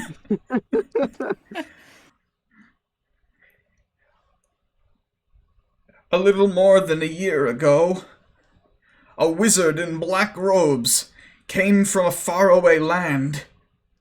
He convinced my son and several of the best of our guards to storm the castle and defeat the great evil that dwells there. I never saw any of them again, but I pray every day that by the grace of the Morning Lord, one day my son Doru will return to me. You hear another tortured scream from below the floor. Okay, Sometimes I swear I can hear his voice calling to me. goddamn Brother Bear. Vesper's just gonna quietly say, and you say I'm crazy. Yes, I'm beginning to rethink that. What do you want us to do for the Burgomaster, former Burgomaster?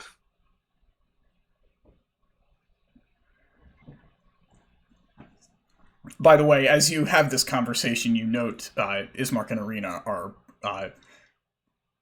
are shoring up the coffin and making sure that it's that it's closed, nailed shut, and in good condition to be buried.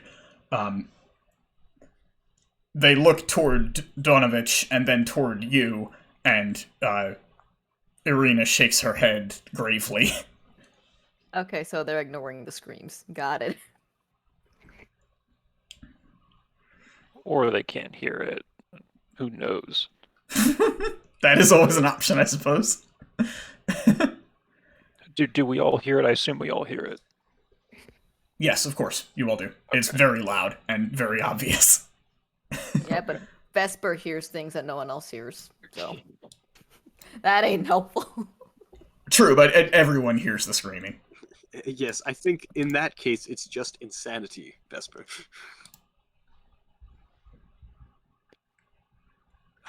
But Alistair will slowly move away from the crazy man and go to Ismark and Irina. Is there anything you'd like us to do, or? All that we ask is you help us bury our father at dawn, as is the tradition for them. As is tradition in the service of the Morning Lord. As you Oh, wish. Would you like me to plant a tree alongside the grave? Irina smiles unexpectedly. That would be a great kindness. Perhaps such a tree will grow into something better than this place.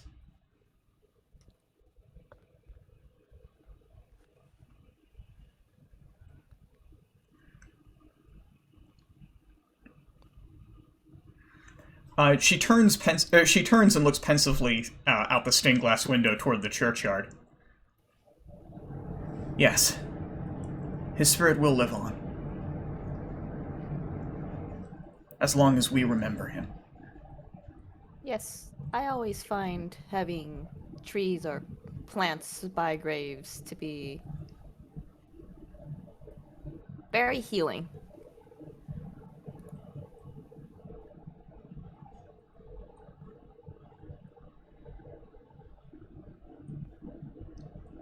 This touching moment is interrupted by another shriek of food!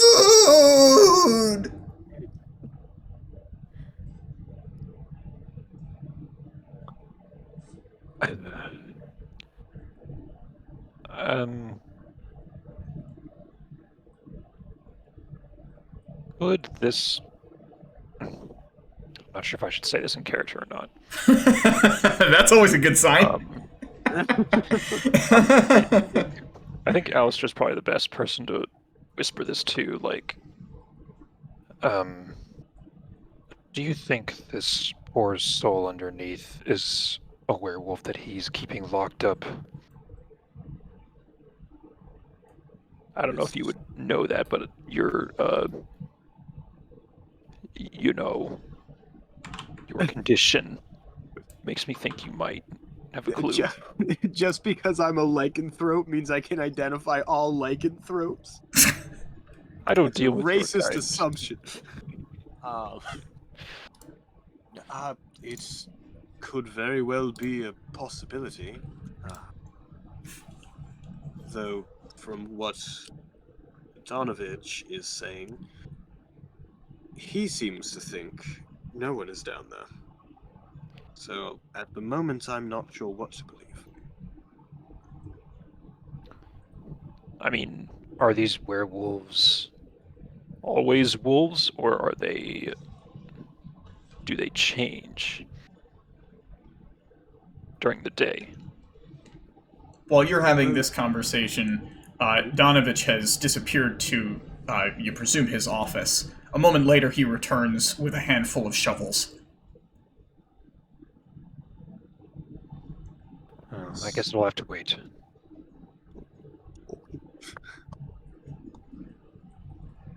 Being put to work. Please, follow me.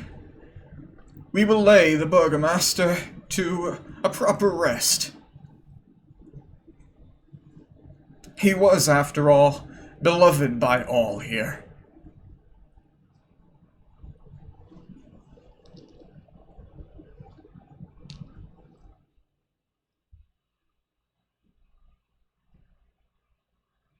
Alistair grabs a shovel. Could So am I go into town, like, and just find a good sapling tree to bring back? Probably from the merchant place just across from the inn. Yeah, okay, let's do that. Because I would know where to find, like, plants and trees in the village. Okay, you make your way back into town, and the crowd has by now dispersed, and people are going back about their business as though nothing had happened. When you approach the store, a ray of light spills out from behind drawn heavy curtains. A sign over the door, creaking on its hinges, reads Bildreth's Mercantile.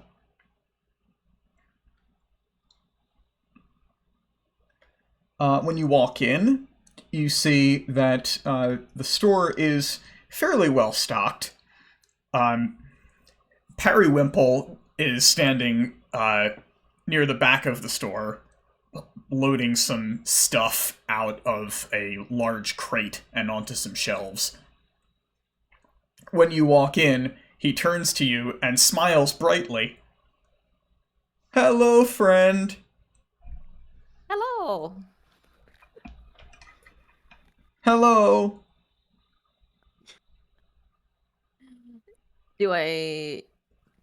I'm just gonna head towards where the saplings are.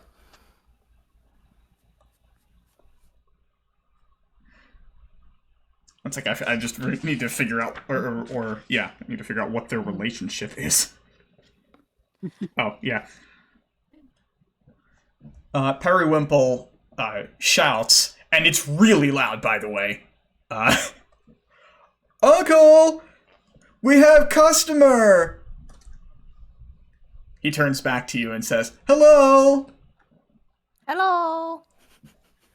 What a Hello! sweet, daft lad.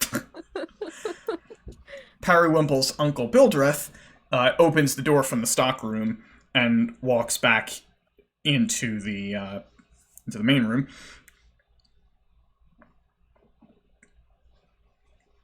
Hello, Bildreth. Before he answers you, he looks toward Periwimple and says, "You, get out of here!" Periwimple says, "Okay, Uncle, bye!" He then turns back to you and says, "Bye-bye!" Bye. Periwimple turns away and walks back into the stockroom.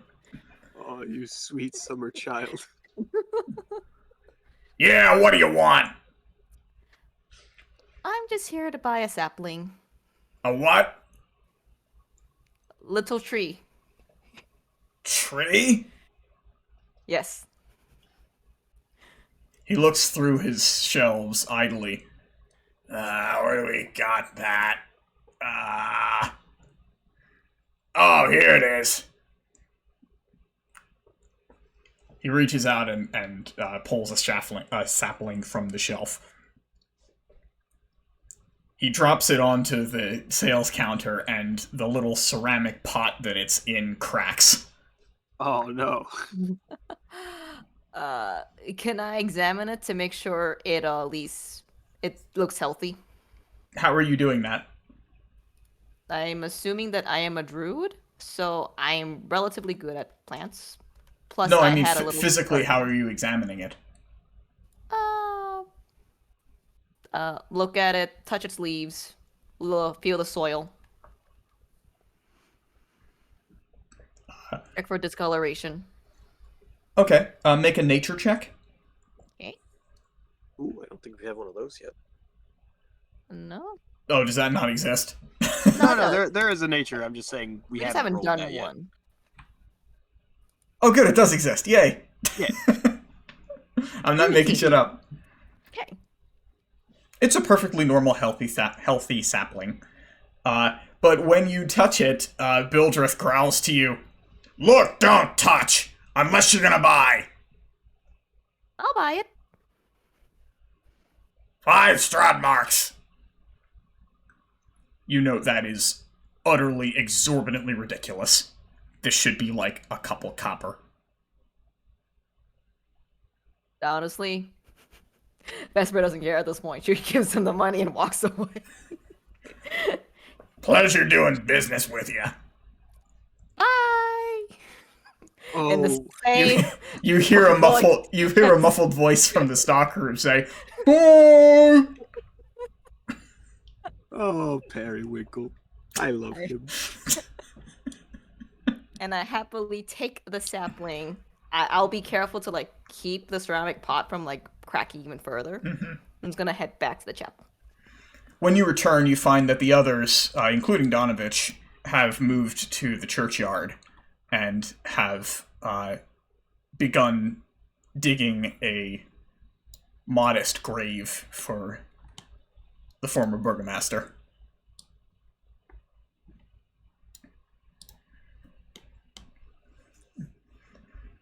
The rest of you, by the way, note that digging this grave is utterly brutal, punishing work. The soil here is hard; it does not give easily, and it's clearly going to take you all night to do this.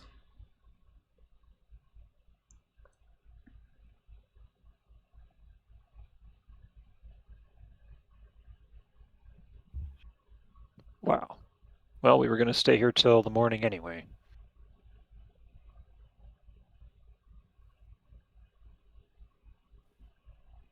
Okay. All right. So, are you guys just going to finish digging the grave until dawn? I Probably, guess, but I guess is the priest like helping with it, or is he off doing other stuff? Or is it Mark or Irina? No, the priest is helping you.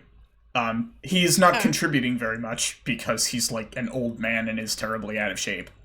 But, you know, he's doing what he can. Then yeah. Okay. Everyone gains 1 level of exhaustion for having, you know, dug a grave. Lovely.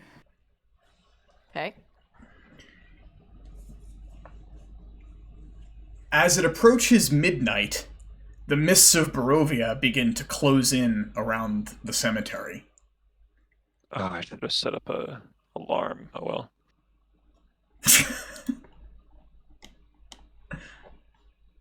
Oh, Can I well. make it night? Ooh. Yes, I can. Oh. Cool, now it's dead of Fancy. night. That doesn't really do anything on my end, but apparently it did on yours.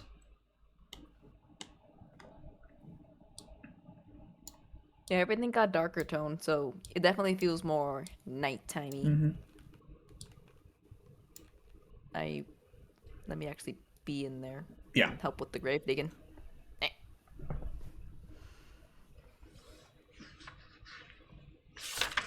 What's the description for this? I know there is a description for it.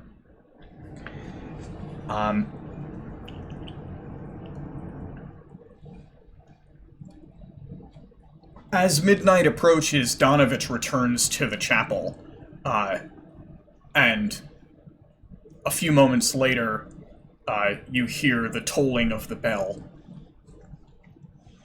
At the 12th toll, an eerie green light suffuses the graveyard. From this light emerges a ghostly procession.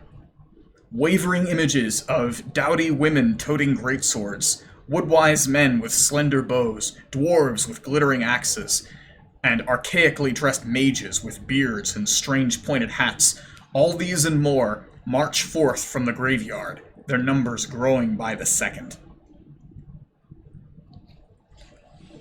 From every grave and mausoleum they march, hundreds of them, thousands maybe, over a period of several minutes, leading into hours.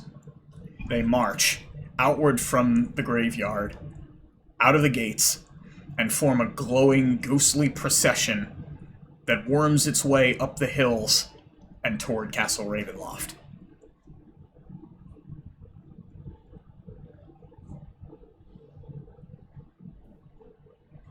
Wow. What's all this? This is fine, not concerning at all. Which, Vesper just keeps digging. Yeah. I guess if they're ignoring us, then there's no need to do anything, but it's definitely odd. They don't appear to take any notice of you. Well, best not stir the pot. Just keep digging. Donovich at length returns to you and continues digging. All right. After several hours, just before dawn, the procession finally ends and the last of the specters rises from the ground and marches off toward the castle. Looking into the... does any of you look at into the distance at the castle? Or watch?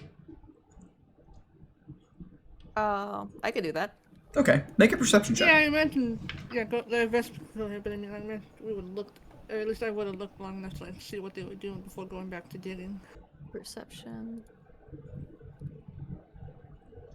Yeah, I imagine at least some of us are looking where they're going. 1 plus 6. Insufficient.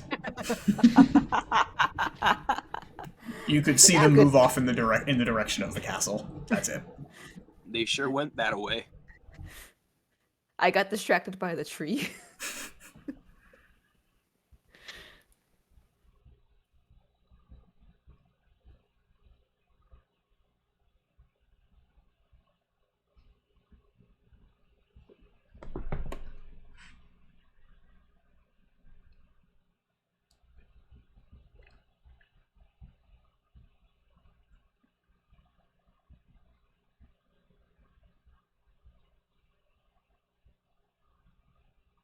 Oh, it actually mentions it. Oh, I'm sorry. So, actually, the location where you are is here. That's meant to be the Burgomaster's casket.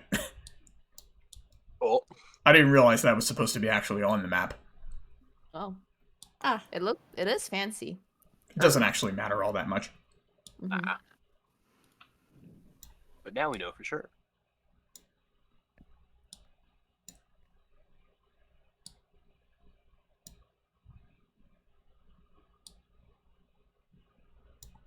For some reason, the music is not coming through. Wonder why.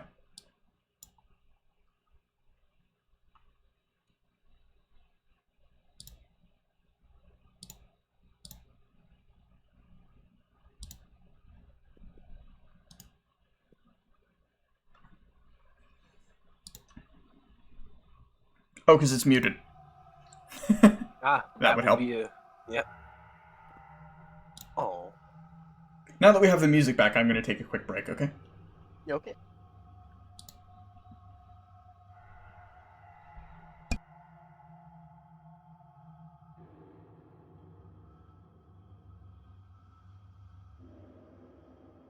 Man, trying to eat yogurt with a knife is hard. A knife? At this point, I think you should just use your finger. No, because I don't want to have to wash my hands. At least it's a dull knife, right? Yes, no, I'm not Okay. having a kitchen knife into my throat. Is it like a plastic knife? Yeah, I didn't want to make dishes. Okay. So Okay, if it's a I didn't. plastic knife, fine. Good I enough. don't have any plastic spoons. All I had was plastic knives. So No, that makes total sense because sometimes I have to Yeah, use a that's fair. knife to stab something as a fork in the office. it doesn't help because there's chunks of strawberries in it, and the knife doesn't really pick that up very well. You could stab them. Yeah, but then the rest of the yogurt wouldn't get up.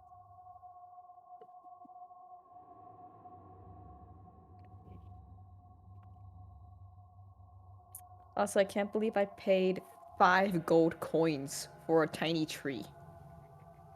Indeed, that was. But it was in character though. Yeah. Oh, what it would be to have Strahd marks.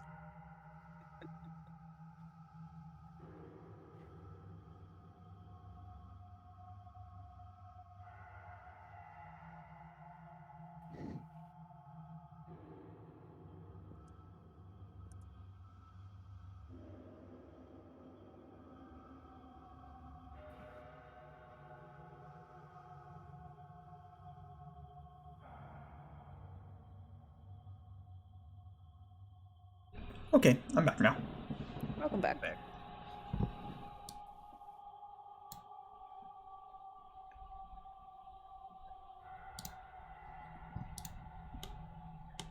Alrighty. So, finally, after a troubled night, dawn breaks.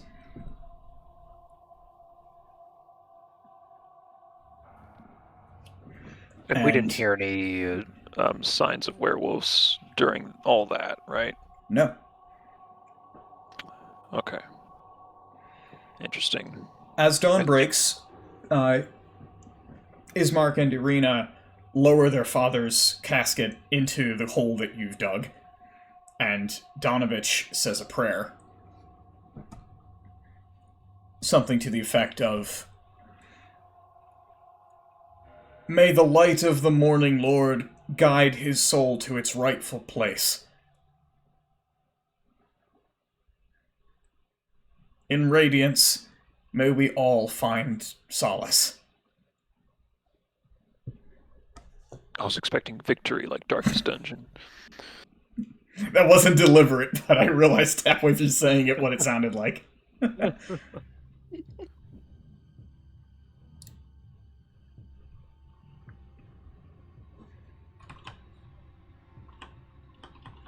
All right.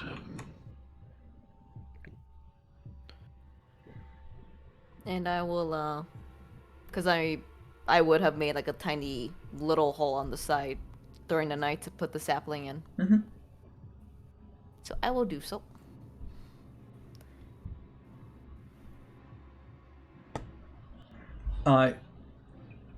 Irina turns to you as you place the sapling in the grave. "I thank you, friend. I will not forget this. May we not forget him."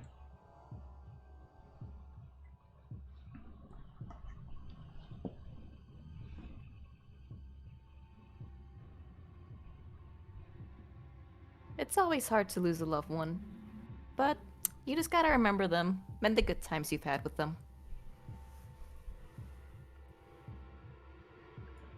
As you converse and the dawn becomes brighter, you hear the sound of a pair of horses in the distance.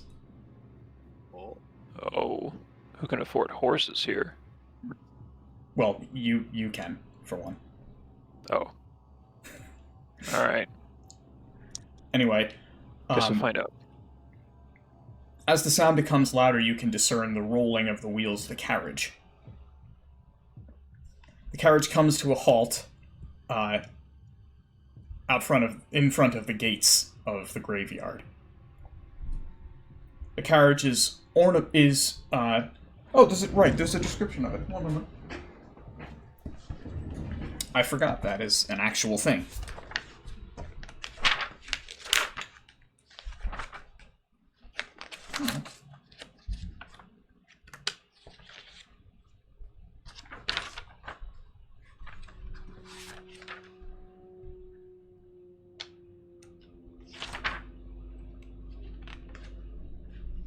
This should be which location? This one.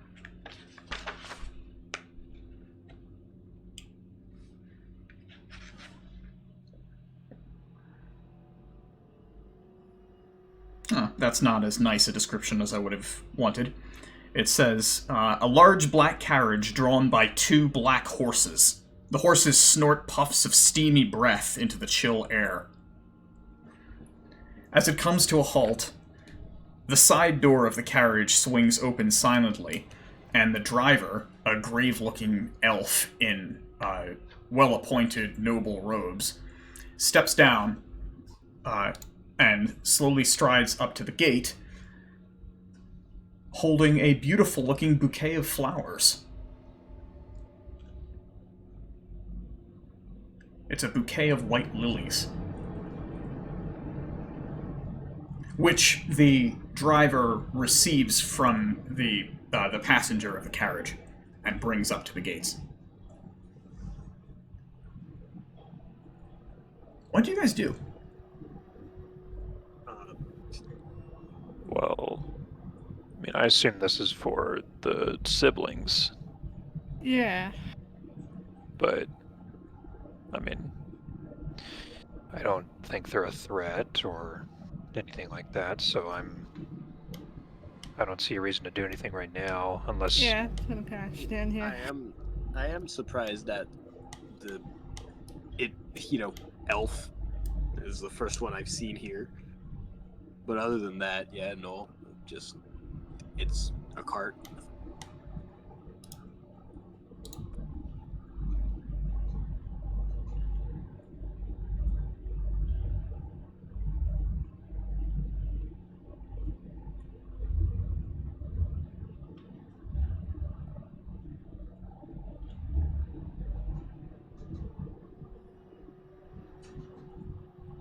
Well, I guess, I mean, unless the siblings don't know this person's there. I mean, if they don't, then I would point them out, but... They appear as not to long have as they- noticed yet. Oh, okay.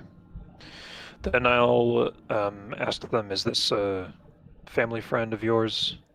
Come to pay their respects?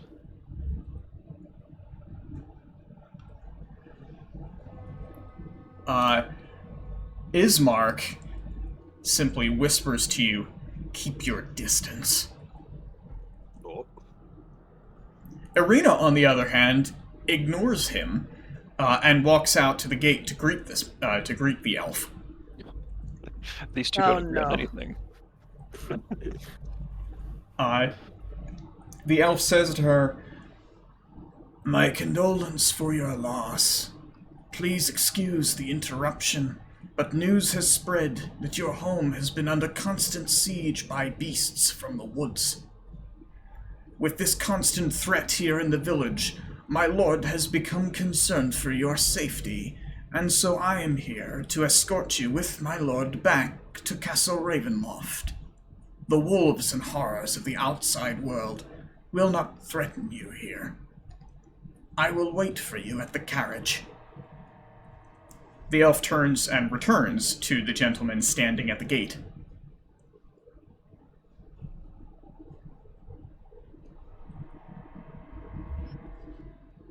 Isn't that where we were taking her? He wanted to take her somewhere safe, but I don't think the castle is considered a safe place. So, it began with a K. Kresk. Yeah. Oh, Yeah, nice. Not the castle. Okay, so in that case, then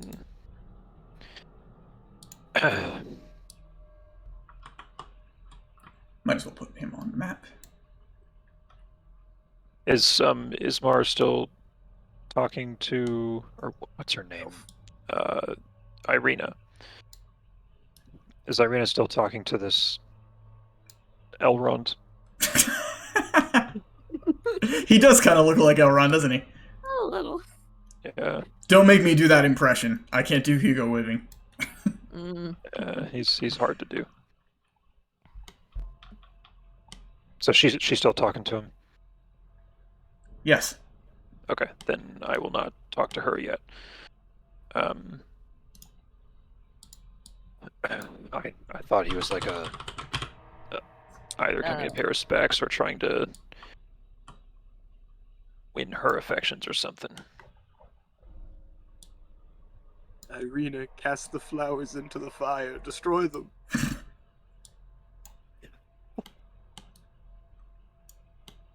There we are. Okay, so is this guy just like gonna wait right now and then like not leave until she gets in the carriage? So the driver, by the way, has turned away and walked back to his master at the gates. Oh. Oh, so the elf is just the driver. Yes. Oh, excuse me. Okay. Okay. So I'm just, I guess since Ismark is still with us, I'm just gonna, I guess, say to him, so we're not doing this, are we? Doing what? We're not going to the castle like this person is suggesting. I'd sooner die than see my sister in the hands of that thing. His anger rising, Ismark turns from you and strides up to the gate.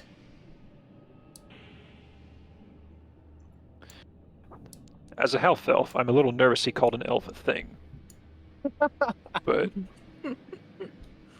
I'll let him carry on, I guess. He shouts toward the gentleman. You've brought forth this terror! You've caused my father's death! My sister will never follow you into the dark halls of Ravenloft that loom like a shadow over us! You are not welcome here!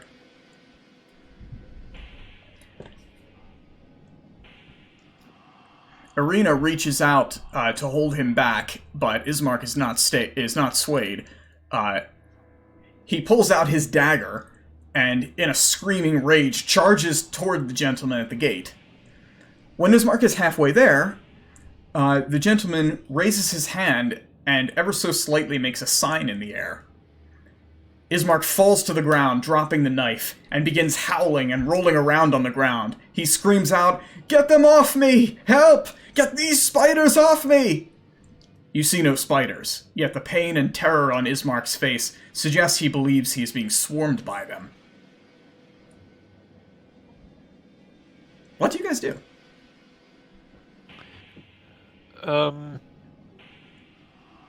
Well, we have a few options. I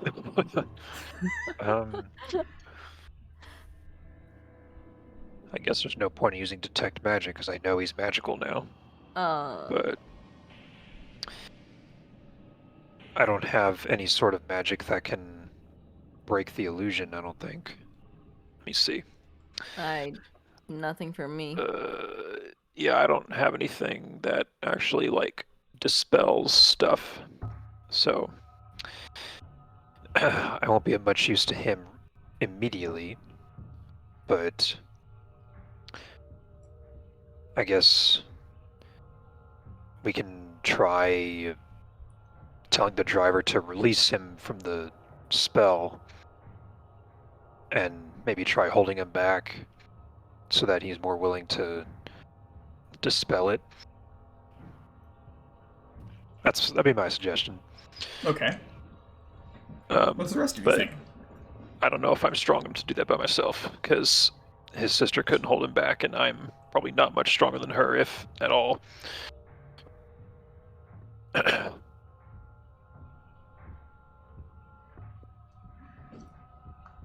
Okay, well, if you guys are not interceding, then Irina is going to run up to her brother's tortured form. Or are you interceding? I was going to say something. Yeah. Okay, go ahead. Yeah, I was gonna just like not know what to do, but at least like be next to Irina. And like, but if she's running to her brother, I guess I'll run with her. Okay. Hooray for moral support.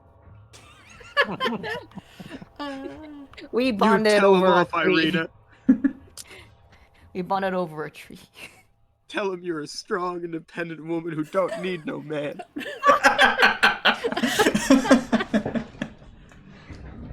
What's the distance between me and the driver? Let's see. Oh boy. We're calculating range now.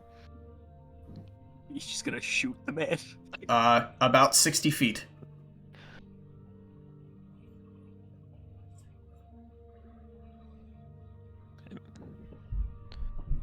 Might be a spell, I don't know.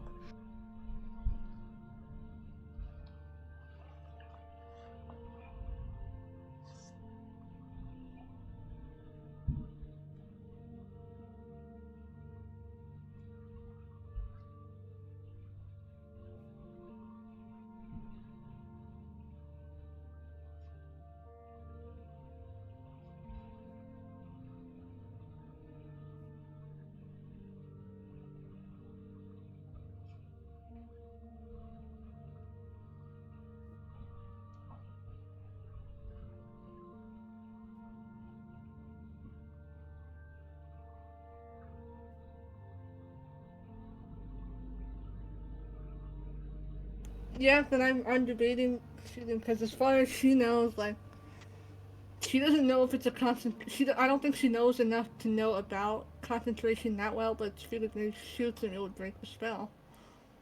So you're shooting at the gentleman who cast the spell, and not at the driver. Yeah. Okay. Not anything lethal, but probably just aiming like a general shot. How does one shoot at someone non-lethally? I don't know, Very, shot. very carefully. The odds of it hitting are probably low anyways, knowing my chance, but you know. Legolas fired a warning shot past his ear. And, I mean, she'd be probably just shooting at him. Okay. Well, the range is 60 feet. And there's cover from the gates that he's standing at. Although, actually, I'm not going to give him cover because he's making no effort to take cover. This'll be good. Come on. Roll a nat 20 to be funny. Yeah, go ahead and roll. I feel like this was going to devolve into a fight anyway. Oh yeah. Oh! It was in fact a 20? 25? 20 plus 5? Okay. Somebody. Roll for damage. Oh my god. It was in fact a critical hit. It was in fact a net 20 plus 5. Somebody got drilled between the eyes just now. I'm going to shoot him non-lethally, says the nat 20. I mean, you could argue the roll was to do what you intended to do, whatever that means. But Yeah. Yes, I'm taking that into advisement. it's kind of weird when you do it like, I'm attempting to not fully succeed, you know? In that regard, and she would probably be like, with her real lack of understanding of magic, she would probably aim for the hand that cast the spell. Mm-hmm. That's what Oh, I was shit. assuming, yes. Called shots are fun. So then, let me, I guess, roll my Yeah, damage. roll for damage. Oh, It's still a that crit, hit. so it'll still be double the damage roll. Oh boy. I can't wait. So that's 2d6 plus whatever your dex is.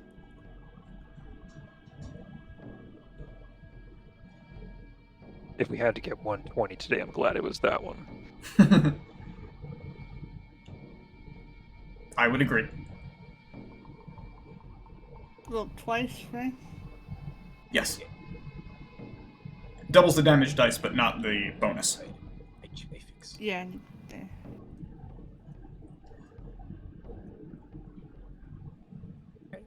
8 damage. 8 total damage? Respectable. Okay. So you quickly draw... Upon seeing Ismark collapse in pain, just out of pure instinct, you draw your pistol. This is a pistol, right? It is, yeah. Okay. You draw your pistol and fan fire a shot from the hip. A deafening crack echoes across the graveyard, and your bullet flies over to the gentleman as he continues to raise his hand. The bullet impacts at the wrist, and in a spray of black blood, this man's right hand is completely severed at the wrist and flies off into the woods. He does not flinch. Oh man. However, He's not. Something's up. Ismark stops yelling and lies on the cold ground, holding his head in pain and breathing heavily. That boy ain't right. The gentleman lowers his non-hand and says calmly, "You should take him back to his manor, the poor boy. Clearly this evening has been upsetting. Irina, please consider my offer. You will be safe at Castle Ravenloft. Rahadin will be at your disposal, and collect you should you change your mind." The gentleman turns and walks back, still dripping black blood, toward his carriage. Oh, okay. Yeah, Oh. sure. He raises his right arm, where a new hand has replaced the old one, and points to you. You continue to amuse me. Continue. He, he smiles. Well, it seems you may have some company. I'm sure we'll meet again, under more favorable circumstances. In the meantime, watch your step. My Barovia is not a safe place. Rahadin. He snaps his fingers. Come. The elf nods gravely, turns away, and walks back to the carriage. He drops the bouquet of lilies at the gates, then steps up onto the horse, or steps up onto the whatever you call it. I'm tempted to say cockpit, but that's totally wrong. The place where the driver sits in a carriage. Yeah, I don't know the real term for that, but I know what you mean. The gentleman steps in, and the door closes on its own. He draws the curtain, and the horses rear, and the carriage moves away into the distance, back toward the castle.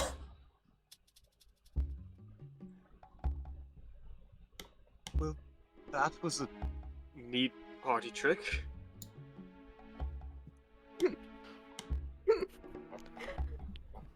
So that's what you meant by thing. I'm gonna go. Hung up Can on I- the elf thing. Can I check on Ismark to see if he needs healing? That will require me to see how much damage that spell does, but yes. Go ahead and make a medicine check. Okay. Oh, it wasn't just an illusion. They were invisible spiders. It's the worst kind of spiders. It's my medicine. Right. Roll. 12.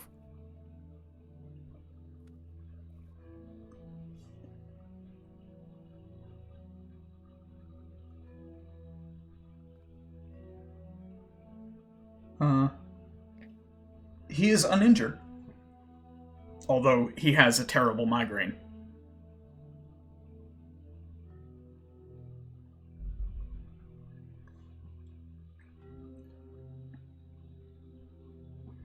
Yeah, Irina and Ismark say nothing for a long time.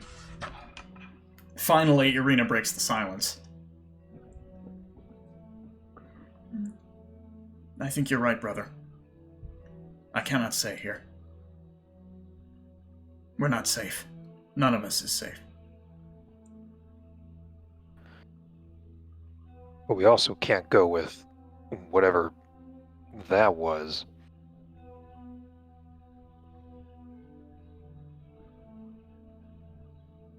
He said something that, well, at least my companions have heard before. I think he may have been behind the... What is that? What was that called? Morden House? What was it called? Air Morden House. Yeah. That house collapsed, and before it did, there was a message was sent to these people who were inside, and it said, "You amuse me, or have amused me." So he may be involved with the cult there.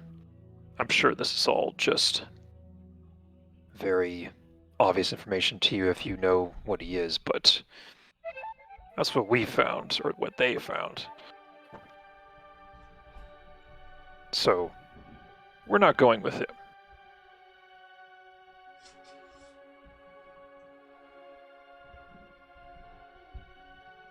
That was never an option.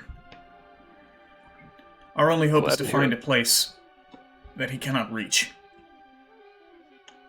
Not that I know of any such place in this land.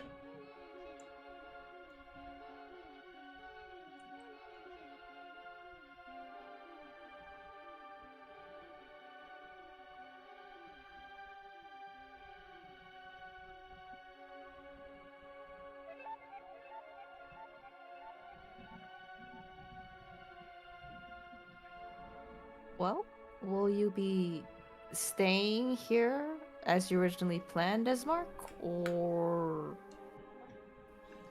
not? As much as my duty to my sister would command me otherwise, now that my father is dead, I am Burgomaster here. They don't treat you like one.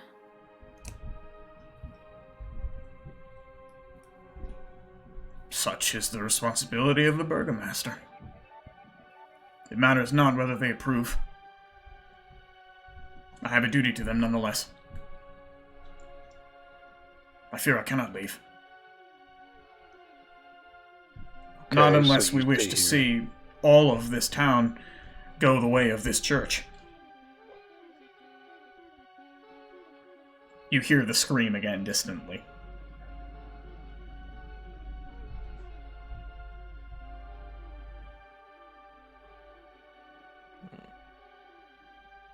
So we have to go to Castle. What's it called? Krek? It's a fortress town? Yeah. Yeah. Right. But I looked at on the map, it's clear, like, the other side of the map. Oh yeah, so let me put It's... that on the actual map so you can see it.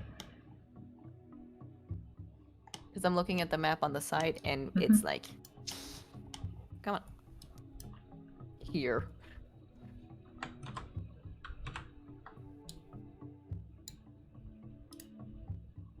That says Castle Ravenloft, but okay. Because I copied it. Ah. I haven't renamed it yet. There. Sounded so offended. I know nothing about TTS. For some reason, I thought you just grabbed Castle Ravenloft's marker and moved it over. No. The castle doesn't move.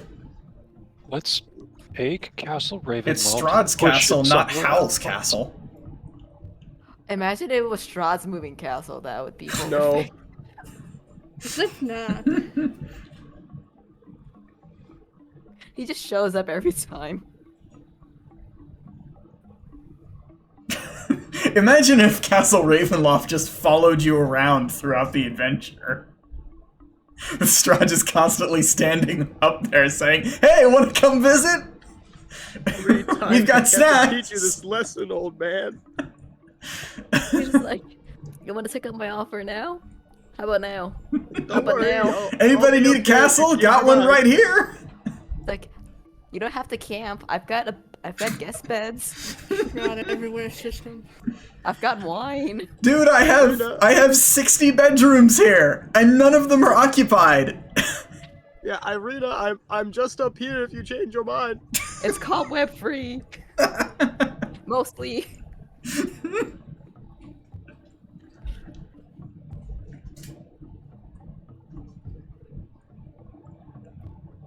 Okay. Anyone want to convince the fool to come with us, or are we good with one NPC?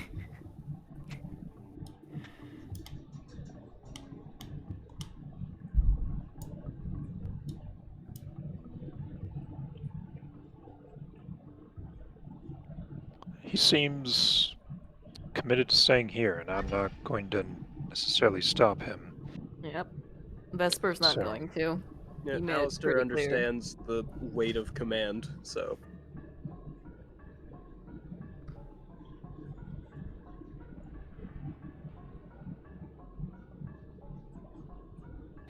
All right, so Irina, are you ready to accompany us to Threats. safety? Yes. Yeah, at I suppose it must be so. There's nothing left for me here now.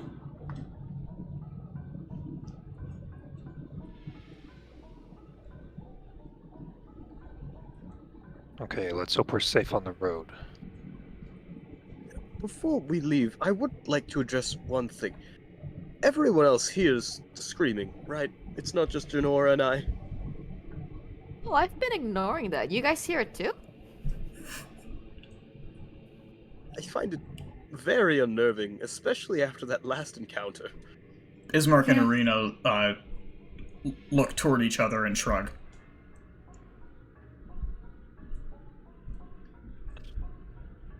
Yeah, I guess it's like not a big deal here. Is it just a normal Yeah. Barovia thing, or...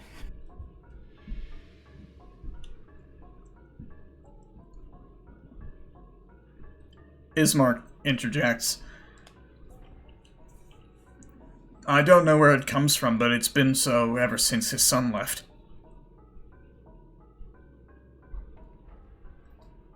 Did anybody see him leave, or did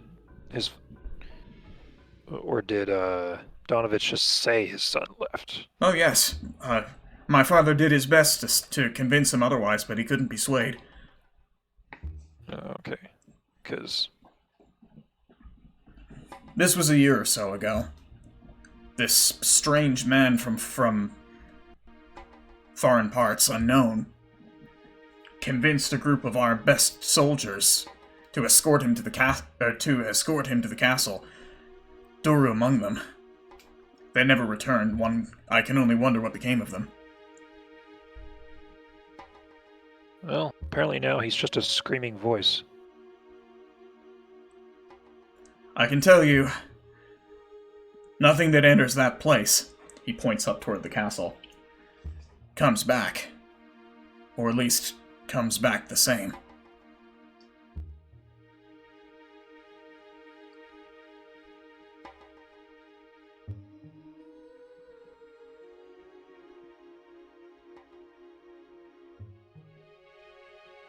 And we're sure there's nothing under the church or anything?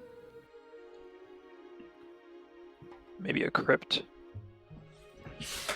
What is the actual description of it? It's a telltale heart situation here. Mm-hmm.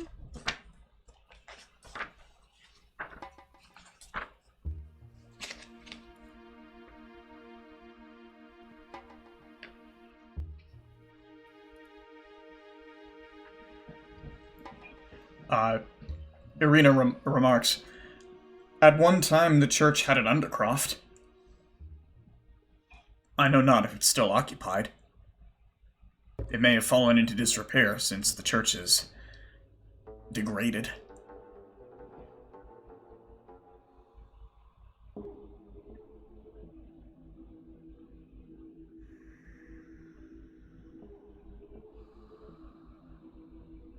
Oh, also, Alistair will turn to the father to ask him something, but first. Oh, Doru has long since gone back inside. Okay, that's Tomovich, but yes. Sorry, Donovich, yes. okay. Well, I suppose we could go and ask the good father if we could have a look around, at least put his mind at ease. Okay. Ismark simply says, "Good luck to you with him. I pity the old man, but I fear there's little that can be done. Irina, may I have a few words before you leave?" She nods, and they engage in a private conversation near their father's grave.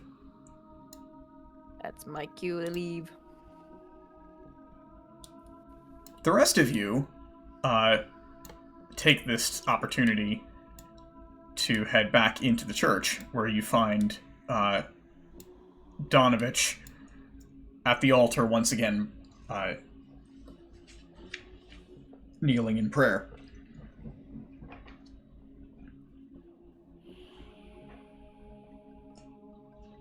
Was he outside during the whole visitor getting shot and regrowing a hand thing? No, he had left. Okay. Once Burgomaster Kolyan had been interred, and he had said his piece, Donovich returned to his church. Gotcha.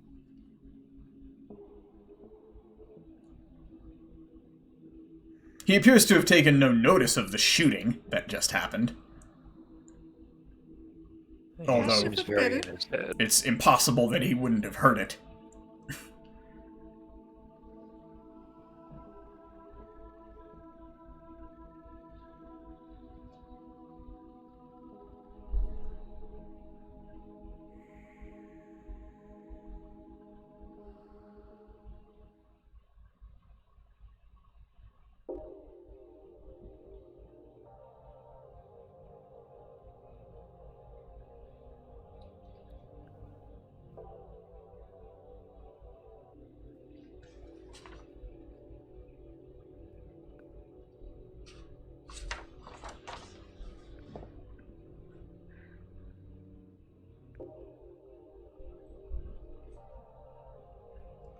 Which one of us wants to interrupt him?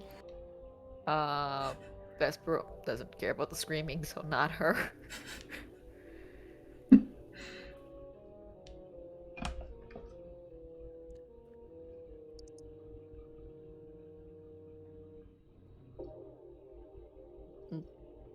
Probably Alistair or Janora, because they're the most concerned about the screaming.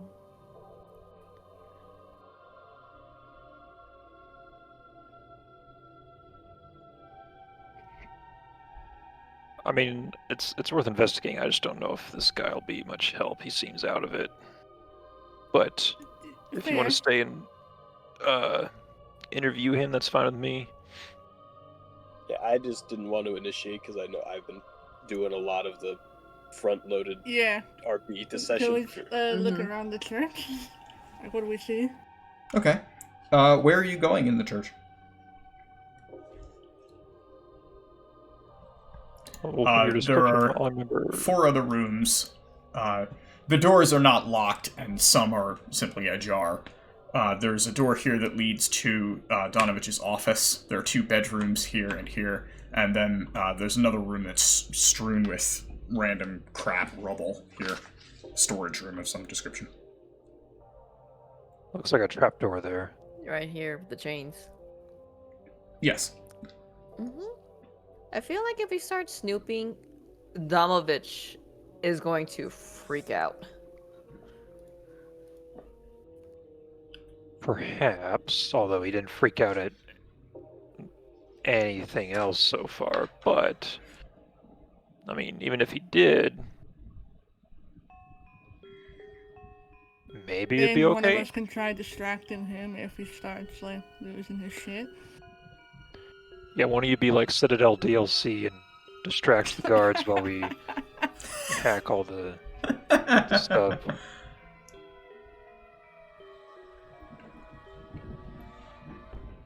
Alright, I'll do that. So tell me about your son. And Okay. so then he says, Make a deception check. Oh no. I think that's would that be right? That seems right, right? Is it deception? I'm just like... You're trying to like keep him engaged in a conversation while the others snoop around, yeah? Oh no. I would say that's deception. could Okay. you make an argument performance? Are you better performance, maybe? Like do a little song and dance? No. I would argue performance. Performance would be fine if you're better at that, as long as what you're actually doing is a performance of some description, and not simply, acting, because that would just be deception. Mm-hmm. I mean, I have a 1 in both of them, so it's not gonna be me. So- Well, we seem to have decided that Vesper's the one doing it, so what? Vesper's gonna make a roll, regardless of what it is. I have made my grave. Mm-hmm. Oh, that's 2 graves in one day. 4. Oh no, it's a -1. She's socially awkward, okay? Donovich begins telling you some stories about his beloved son, and eventually he simply just breaks down and cries. Well, dang. I will. He awkwardly- excuses himself and returns to his office. Dang, now I just feel bad. If you follow him, you see him hunched over his desk, sobbing. Way to go, Vesper, you made an old man cry. Not the first time. I don't like that. Once again, you hear screaming from below. Father, please! Yeah, okay. I'm not. Alistair's just going. He doesn't care at this point. It's time to open trapdoor. Okay. Yeah, Denora's following him. Time and neglect have punched holes in the ceiling of this moldy room, which contains a few broken roof shingles amid puddles of water. In one corner, set into the floor, is a heavy wooden trapdoor held shut with a chain and a padlock. A young man's screams of anguish can be heard through the door.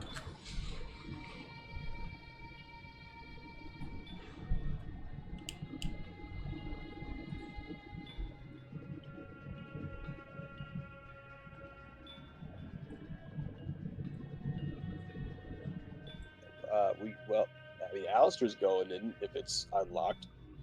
Yeah, I'm gonna follow. Yep. It's locked with a padlock. Too bad. I attempt to break it.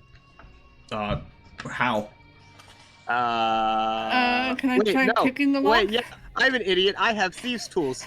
I was gonna say, I'm the one that goes for breaking the lock. I forget that I'm playing a dex. I usually go straight. Go ahead. Yeah, do you want to do it, Janora? You were the one to. Are you? I mean, are you proficient in them? Yeah. All right, I'll if do you're it. proficient, then you can try it first. Go for it. All right.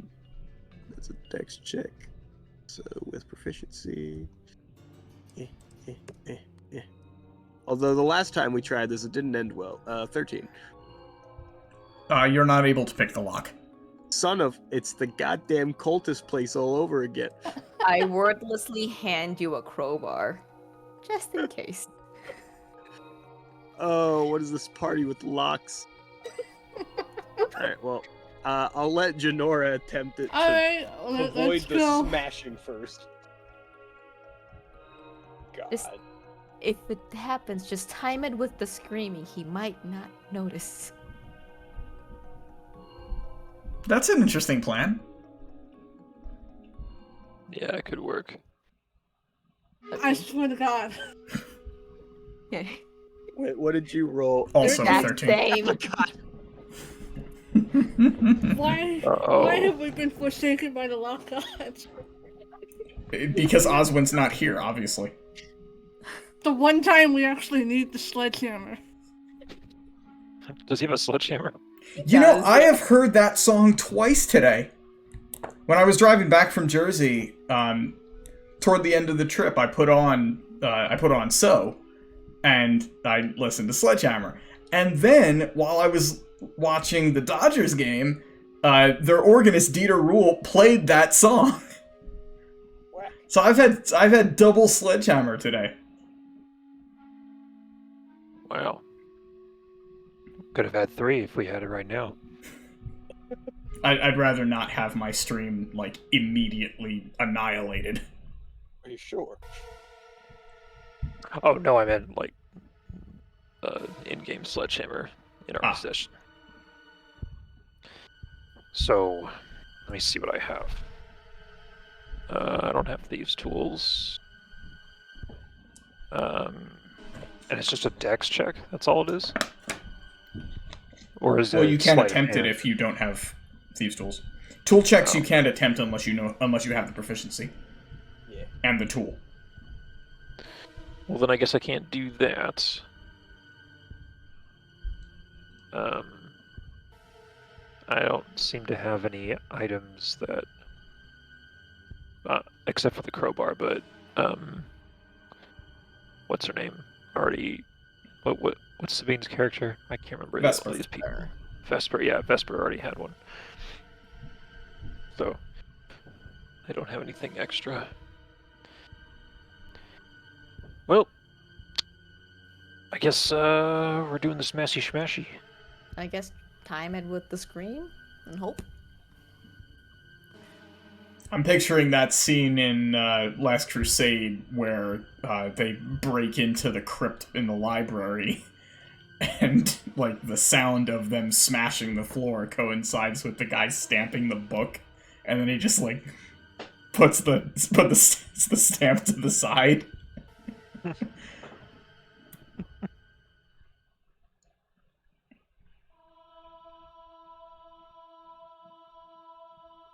Okay, so go ahead and make a strength check with advantage.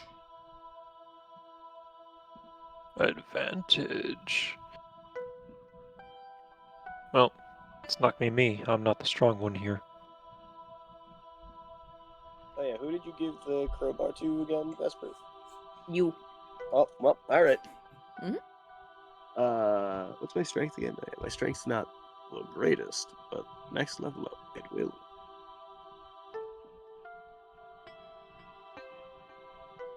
Wow. Good rolls, Alistair. Failed. Bad. Great. Oh my 'Kay. gosh. This You is are just- First. Okay. you are unable to break through the chains and the trapdoor. Goodness. Seems like this is not meant to be. Well, should we just leave? I have one idea, but it's a bad one.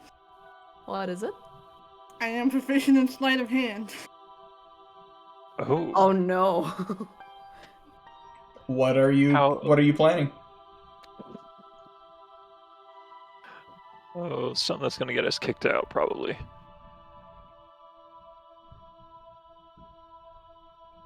Try to pickpocket the key off him, assuming he has it on him. That's what I thought you were planning. Pickpocket Okay. key off the sobbing old Anyone man. want to distract him? This- Who's I not think he's named distracted. Best? I think he's already pretty well distracted. Okay. He's broken down, sobbing. So, Janora, you walk over to his room, or his office, rather. An old desk and chair stand against the south wall, a wooden holy symbol mounted above them, a sunburst. A 10-foot-long iron rod attached to the north wall stands bare, suggesting a tapestry once hung there. Against the far wall stands a wooden cabinet with 4 tall doors. Donovich hunches over his table, still sobbing. You hear him whisper amid sobs. One day you will return to me. One day my daughter will come back. I believe. The morning Lord shall make it so. Man, By his light shall Doru return to me.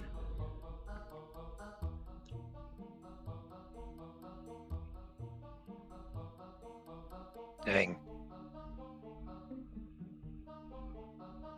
Okay. So Is it? Oh wait. Is it too late to give you guidance so you get a modifier D4?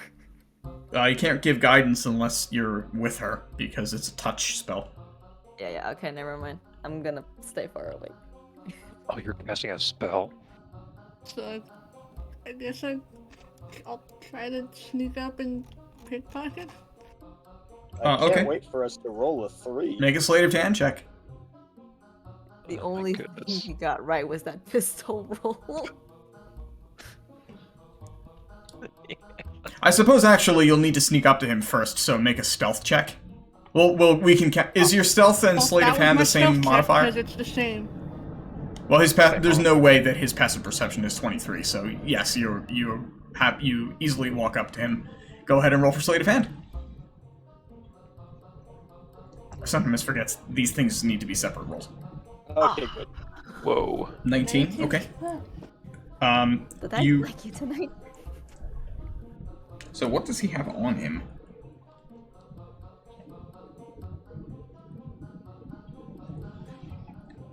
So you rifle through his pockets and find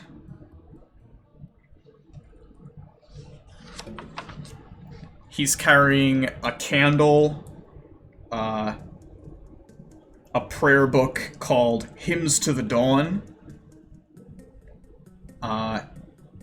and he's also carrying a large heavy metal keyring. Jingle, jingle. I'll grab the keyring and dip the heck out of there. Okay.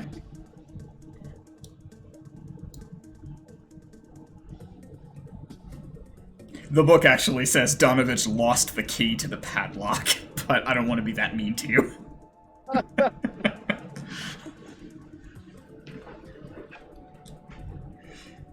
So you return to the trapdoor, and one of the keys fits the padlock, releasing the chains. The trapdoor itself is pretty well stuck in from being stuck there for a long time, but you manage to get it open. The trapdoor opens with a creak, and once it does, you note that the incessant screaming stops.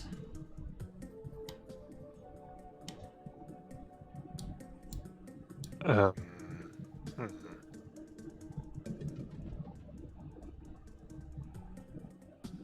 You can see down into the undercroft below now.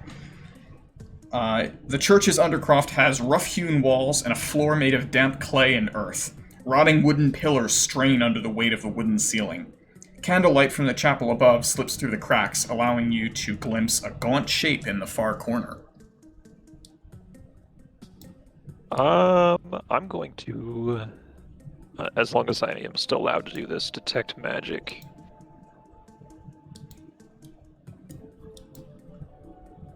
Just to make sure he's real.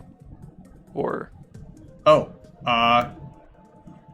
you do not detect any magical auras. Oh, okay. So it's a real physical person. I'm a real boy. Okay. Wow. I didn't think we'd actually get here. I thought we were gonna build the trapdoor thing. And now I don't know what to do.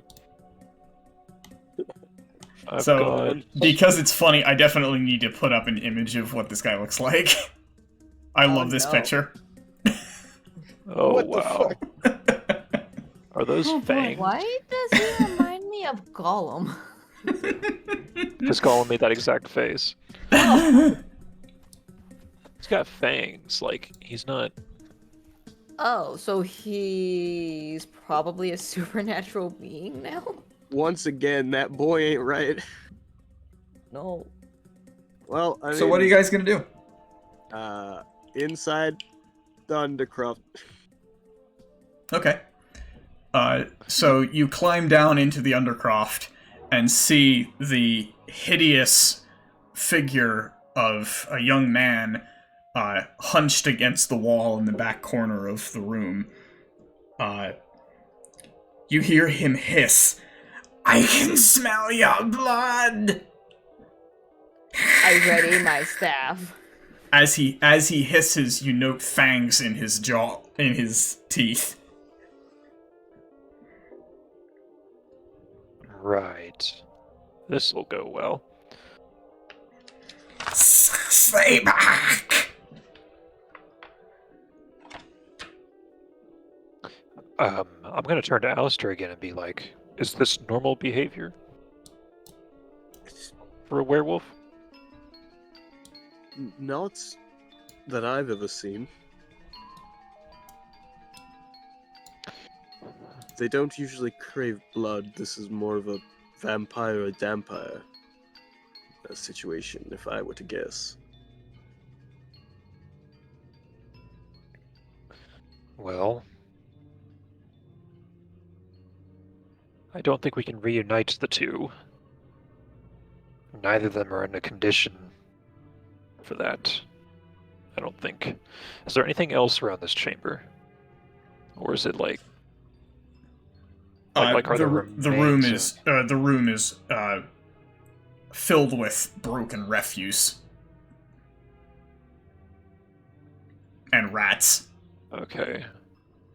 But no sign as to like what he's been eating or anything Rat. like that. Rats. Uh, Awesome. I don't know. Can you tell that? What would the check be? Oh, I don't know. Let's see. Is there a search skill? I guess. Investigation. Yeah, make an investigation check. Okay. It's not great, but just gotta roll high. That's it. Easy. Mhm. Oh, that is not high. That is the opposite of high. It's Welcome too to the it's club. too dark to tell. No. That's how badly I failed because I have dark vision, so it's too dark for me to tell in dark vision. Oh well.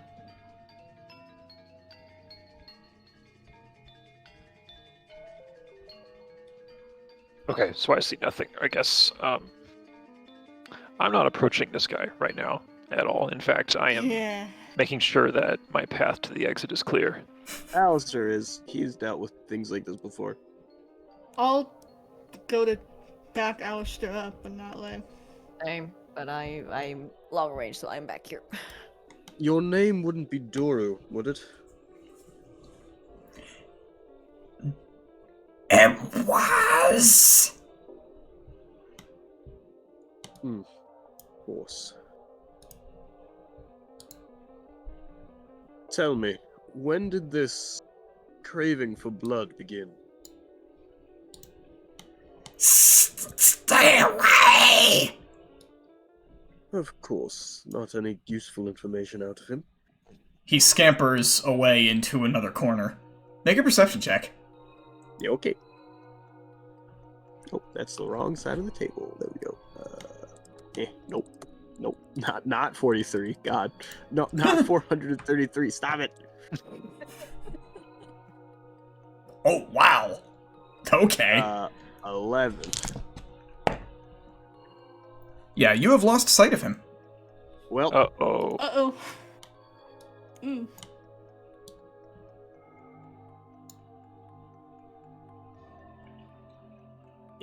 no, I just want to rotate you. Stop moving.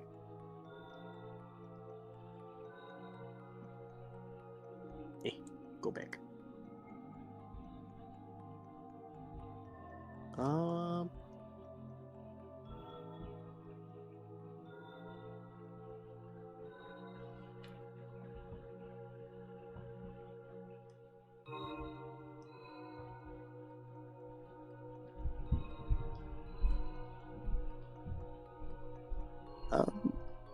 since Kellen's not doing any, he's near the exit. Go and fetch the old man. I have questions for him. Okay. Hopefully he doesn't notice his keys are missing. So you want him to come down here into the trapdoor that only he has access to, right? And which is now open. And which is now open. Yeah. Alistair, you're either going to kill this creature or you leave him locked in here. I have questions for him. Things that demand answers. All right. I'll try to bring him here. So I'm happy to leave this poor creature alone. Okay, I'll return to Donovich. Yeah. Okay. Kellen, you walk up the stairs and make your way to Donovich's room. He looks up to you as you enter. Yes, child. I think you'll want to come with me, sir. I know what you want. All right. Well, it's technically not me who wants it. One of my companions wants to talk to you. I've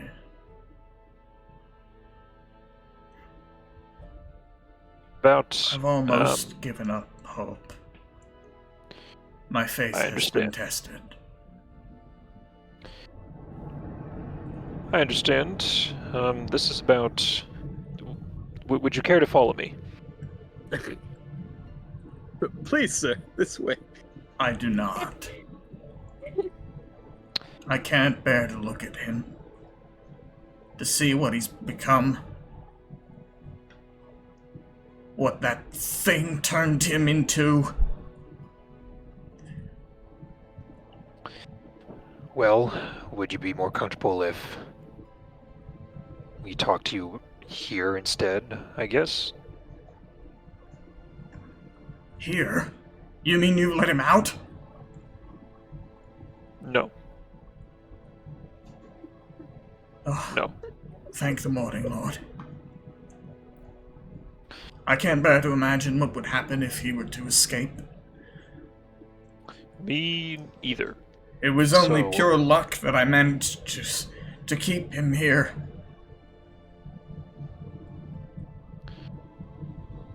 All right. Well, I'll be right back. All right. I'm returning back down, and I'm just going to tell Alistair he knows about this, and he's not coming down. So, as you walk back into this room, I would like you to... Oh no.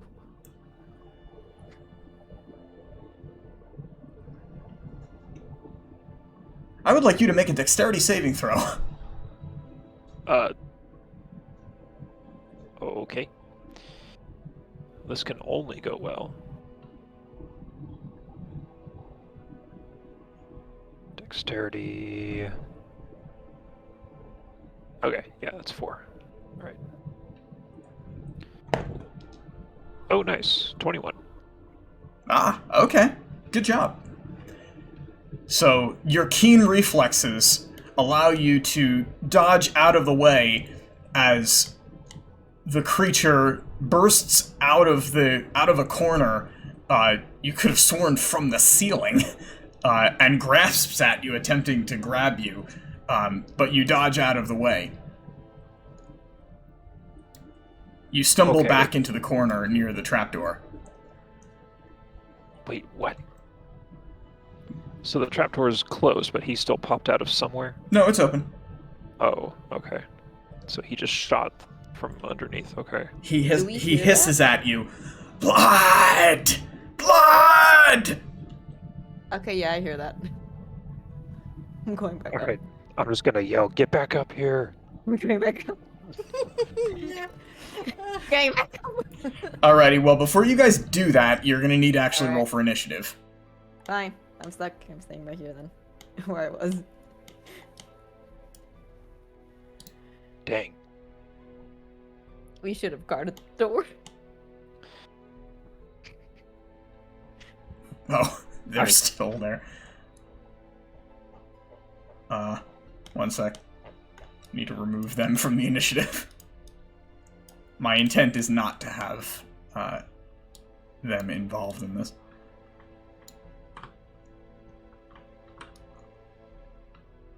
The one was trying to warn us and we didn't listen. Alright, initiative. There we are. Janora, you are first. Oh boy.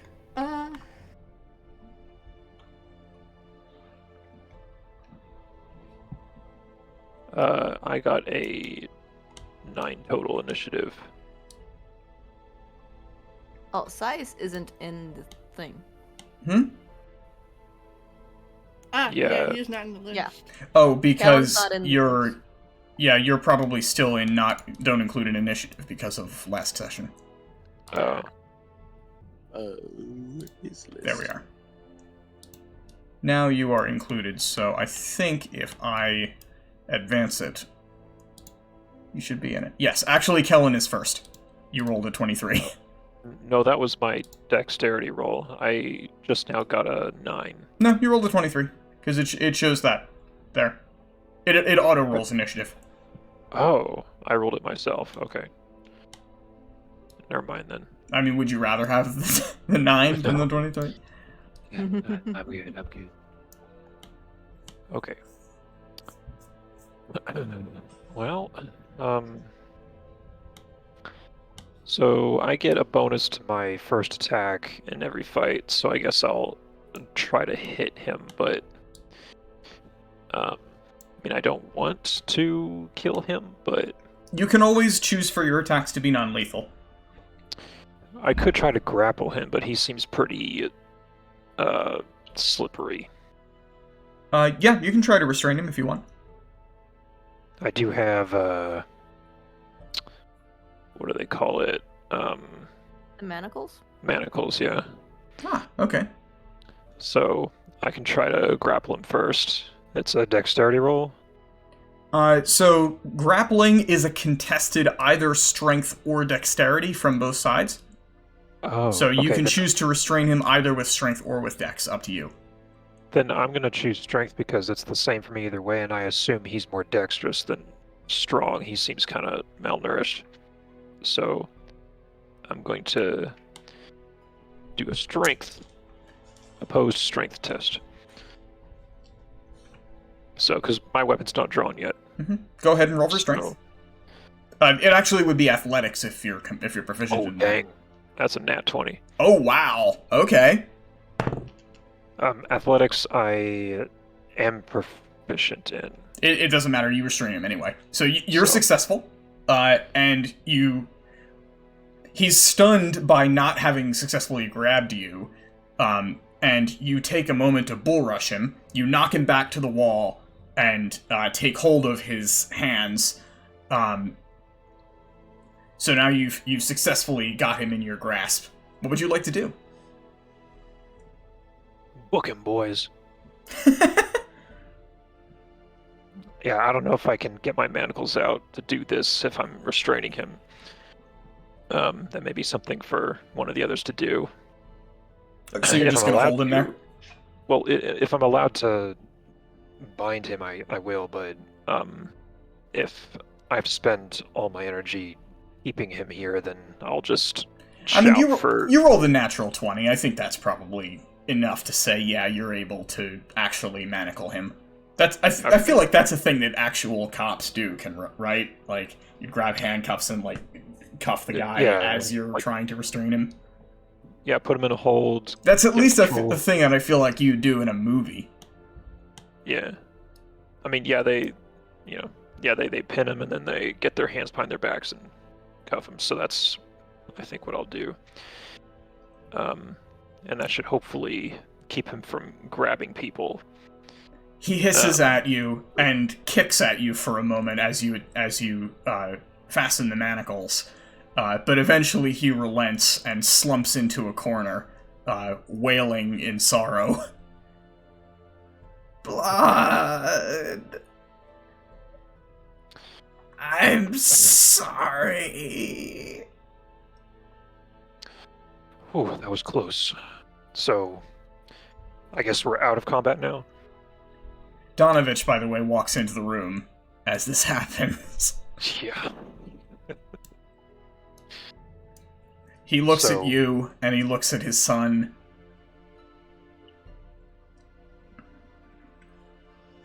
And sighs. You see why that what was so he's funny. become. Yeah, I don't know what can be done. I'm not an expert on this. I glance at Alistair, but I don't say anything. I'm just gonna keep harping on him that he's the werewolf guy. I guess the rest of you have come up. Yeah. Yeah. So, I'm just gonna update them. He's contained for now, but he's docile for the moment anyway. Alright, well, as Alistair is coming up the steps, he is going to activate his Crimson Right really quickly. Okay. Oh, that doesn't. Of course, I get max damage. Ow. There we go. Yay, so maximum self-harm. Woo! So he has his lightning up. And seeing maximum that- water bottle dropping. Nice. Seeing that Doru is currently restrained, he's going to go up to Donovich and just kind of point the sword at him. How long? How long what? How long have you kept him here, alive? — 307 days. Of course you're counting them. There's nothing that can be done for his condition. All you're doing is creating a problem. I pray every day that the Morning Lord will see fit to release him from his torment without his destruction.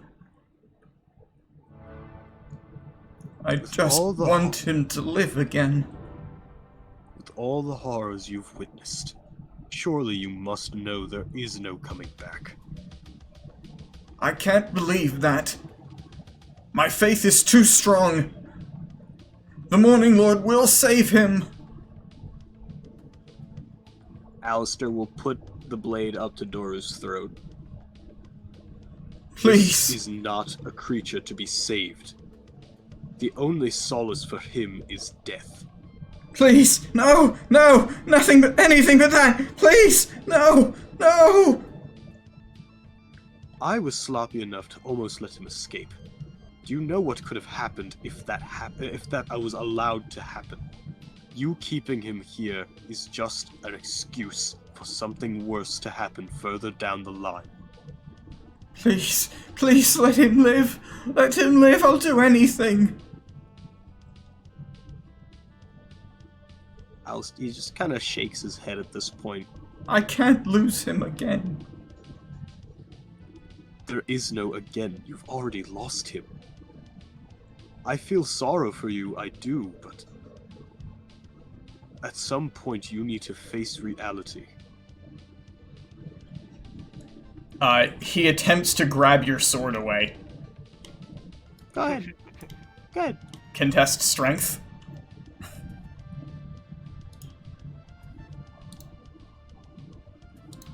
Oh boy, it's getting spicy. Don't be bad, please, game. Alright, that's not horrible. 14. I'm so close to just guiding bolting Doru and ending this.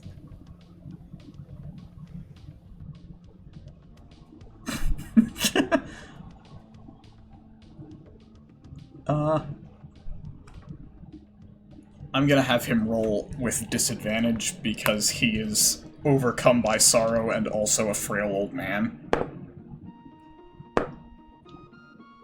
Yep, he rolled a 5.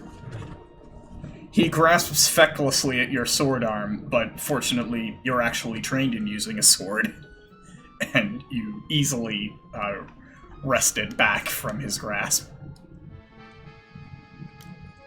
he trips and collapses to the floor.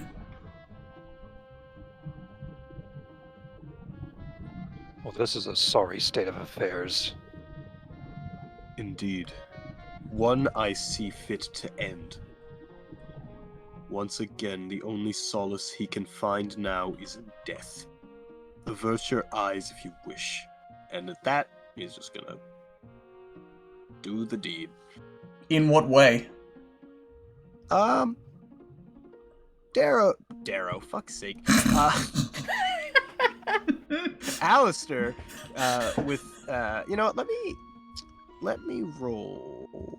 Well, let me not say that to the DM.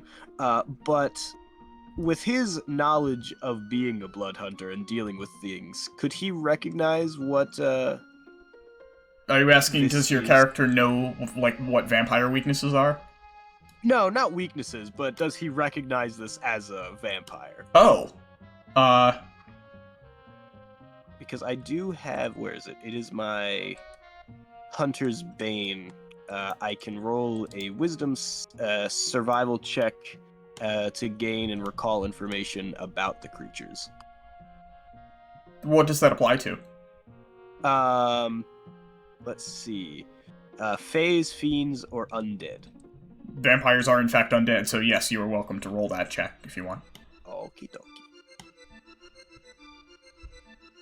Oh, that's not right. I keep hitting a 4. There we go. Oh, thanks. Great. Appropriate that the Castlevania music starts. I did not succeed. I rolled a 3 because the gods hate me. Oh, wait. Advantage on wisdom saves. Whoops, I read that wrong. It's a save? Well, it's technically not a save. I said save. What's it? At first level, you've survived the Hunter's Bane, blah, blah, blah. You have advantage on wisdom survival checks to track phase, fiends, or undead, as well as on intelligence checks to recall information about such creatures. So it is an intelligence check, actually. Indeed. And not a survival check. The particular type of intelligence check it is... I'm gonna say... religion. Okay. You'll have advantage still. Yeah.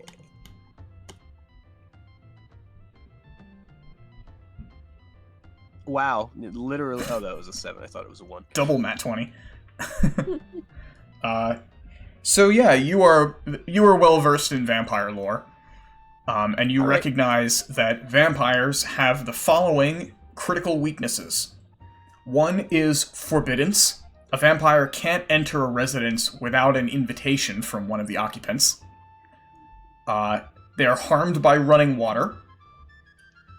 They can be destroyed forever if staked to the heart, so a piercing weapon made of wood has to be driven into its heart while it is incapacitated. And sunlight. A vampire is destroyed by natural sunlight. And in the presence of sunlight, it's going to have disadvantage on attack rolls and ability checks.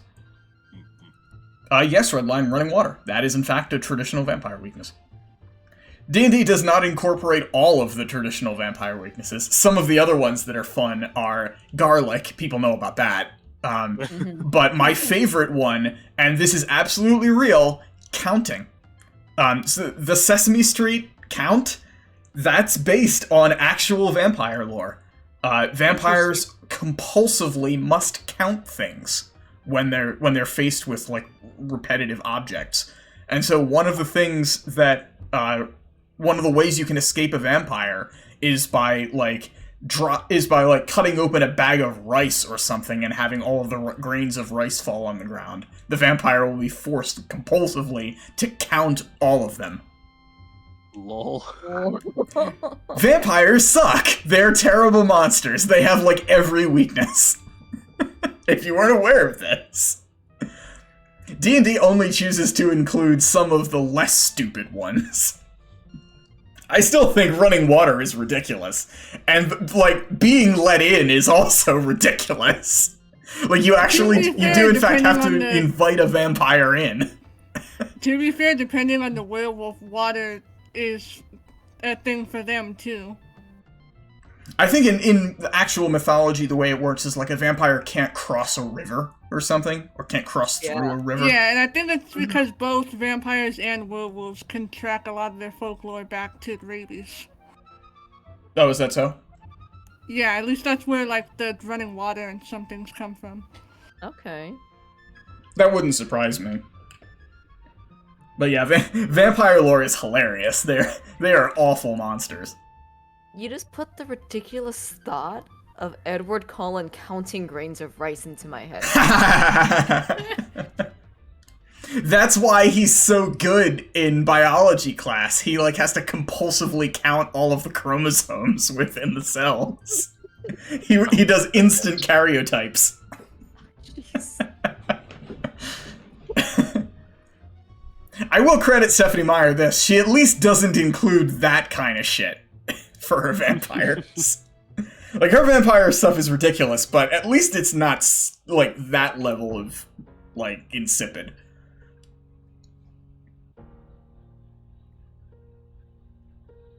Vampires are kind of like the, like, fantasy monster equivalent of, like, Boba Fett. Like, they look really cool and they're very intimidating, and people think they're awesome, but they actually kind of suck and aren't very good at most of the things that they do. That's what it seems like. They have a great reputation for being cool and scary and intimidating, but they're all talk. They're weak to everything. Oh, actually, another one of the traditional weaknesses that I didn't even mention, this is in Dracula, by the way, if you've read it. A vampire can only sleep in its native soil. Every night a vampire has to return to his coffin, and his coffin has to be his native soil. And that's why in the novel Dracula has to ship like a big crate full of Transylvanian soil into the abbey that he buys so that he can sleep in it. Wild. But that's the case for this guy too. No, the only weaknesses that D&D acknowledges are, where is it? The water. And Forbidden the running stake. water, sunlight, and stake to the heart. Okay. Well, I do have a wooden stake Yeah. and a holy symbol and holy water. So this guy's screwed. I have the exact same. Oh yeah. Yeah, I think we had the same kid. Yeah, because we're the Good same old background. Monster Slayer or Monster Hunter kid. Love that.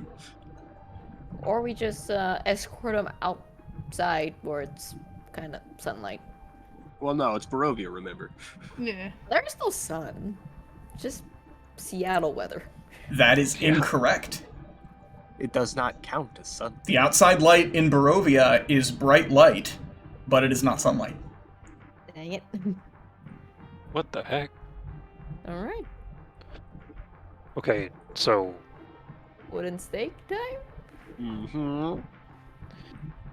alright, well, it seems to me that that Alistair's the one who would not, whose conscience this would bother the least. So I'm just gonna like offer him my stake. Like, if you want to do it, here it is. But I'm not doing it. Oh, no, Alistair will gladly take the stake from you. All right.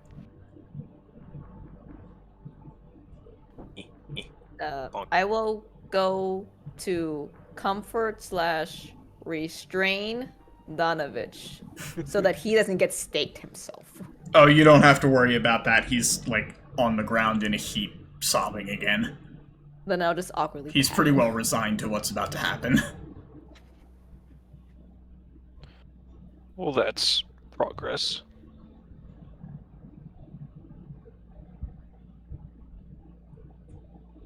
Every time Vesper comforts someone now, I'm just gonna picture like the awkward shepherd's shoulder pat. Shoulder pat, just Yep. Mhm. Shoulder pad and then side pat. And then that's rough, buddy. That's funny. Okay, so, Alistair, you take up a mallet and drive the wooden stake into Toru's heart. As you do, the vampire spawn screams in pain and sorrow.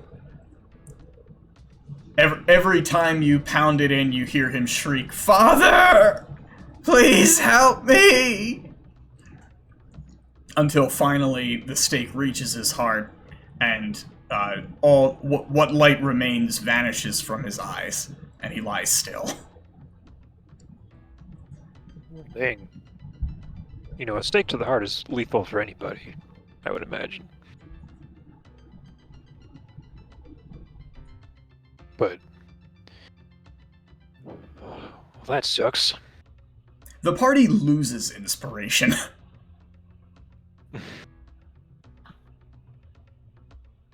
What does that mean? You previously had inspiration for having put the children to rest, but having done this, I'm gonna say you no longer have inspiration. What does inspiration do? Lets you reroll. Oh. I genuinely forgot we had it. Same. Same. It's like nothing ever happened. Philippe. We are neutral on good deeds, I guess, is what that means. Alistair still see this as a +2. Us too. Yeah, same. I see this as an absolute win. Donovich at length collects himself. He crawls over to the corpse of his son, and you see him raise his holy pendant and make a sign in the air. I'm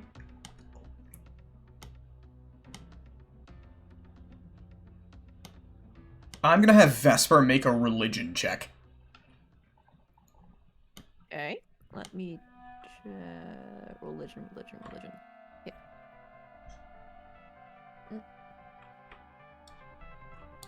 And...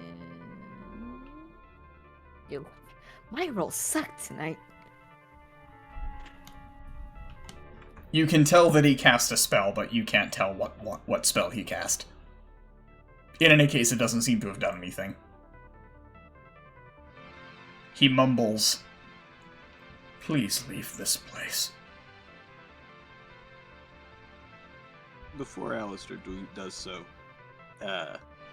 my words may fall on deaf ears, and you may not want to hear them, but I do pity and give you my condolences, and I wish your son finds whatever peace he can in the afterlife. And he leaves without hearing a response. You have no response. Good. Let's go find Irina. Oh yeah, where's she? Crap, we're supposed to protect her. I hadn't even thought about her. Yeah, Alistair found a monster. That's his big shtick. Yeah. As the rest of you leave, a few minutes later, as you're walking back toward the streets of the town, you hear the bell toll once.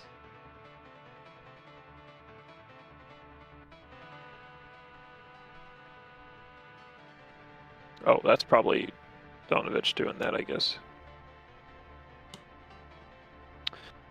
Alrighty then. For whom the bell tolls. You then hear it toll again. Well, I And don't then a speak moment bells, later, so- it tolls a third time. Lol. Okay. And then a moment later, it tolls a fourth time, but much softer. No, wait a goddamn minute. Who's the fourth one? I think I know what happened just now. There was a rope going up to the bell tower, correct? I think he hung himself Oh. on the bell. Where? Oh, and you probably Yeah. won Yeah, I see what like you're getting at. and Because that last ring was softer. I think he was dangling to a stop. I normally don't think in that direction, but Barovia does things to your head. So, But Barovia. yeah. So, When in Barovia. all right. I think my guy would be a little morbidly curious since he thinks death is the sweetest release in some ways. So, I think I'm gonna go check the bell tower. You step back into the chapel for a moment, and sure enough, you find the lifeless body of Donovich hanging from the rope. Yeah. That's what I thought. Okay. The corpse of his vampire spawn son lies in repose upon the altar. Well, I guess I'll return to the party and just shake my head. Well, there's no one else left. Now. Regrettable he chose that path, but understandable. He had nothing else. He had less than he thought he did, even. But I think, in my experience, they're both better off, at least, for whatever that means. So, where is Irina? Probably back in the manor. Oh, well, that's good. This would have been uncomfortable.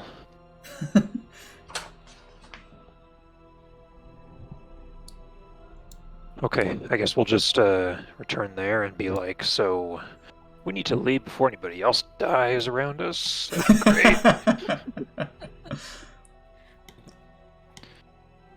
Just one session without a death. If we stay till Nonsense. dinner, your brother might be dead. Oh no. Who knows how? Probably the mob charges in. Who knows?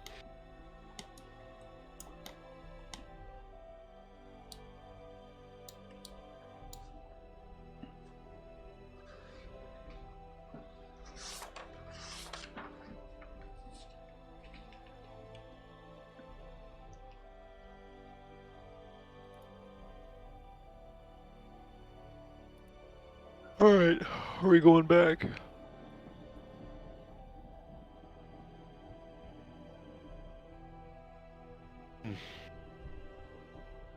What you doing? I don't think my map loaded in properly.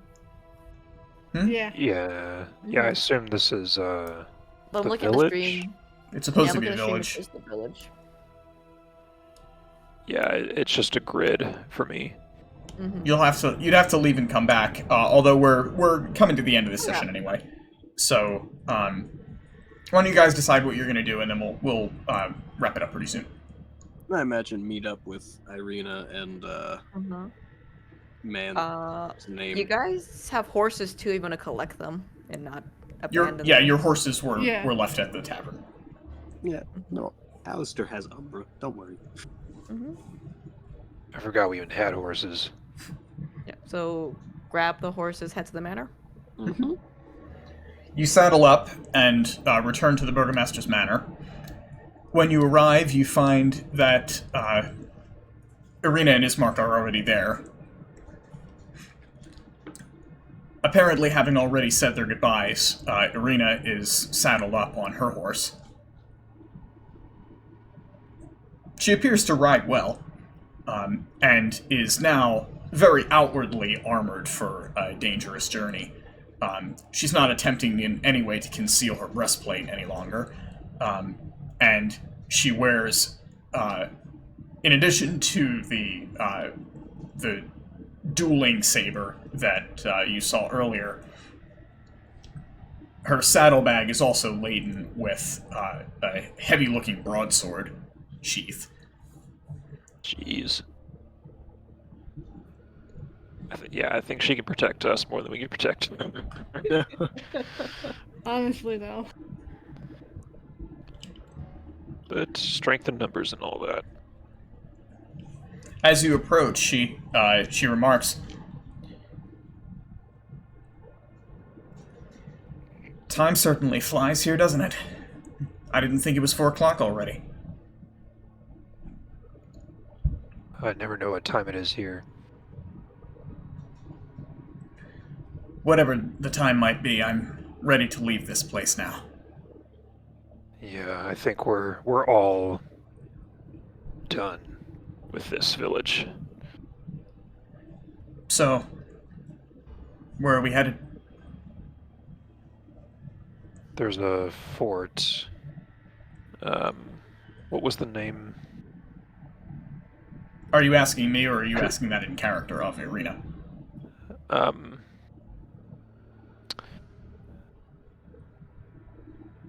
I guess at this point, it seems like my character is as forgettable as I am, so I guess I would not say the name, but just say we were planning on going to a small fort that should be defensible. My understanding, it's west of here. Oh yes, you must mean Kresk. Right. It's possible I could be safe there. Although, I wonder if I might bring danger with me.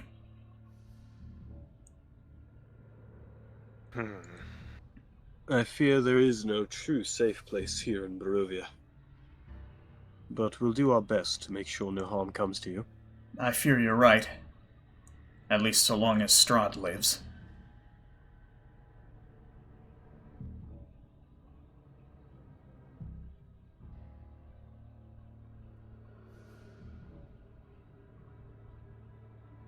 Well, we'd best be off. We don't want to stay here till another midnight. That is wise.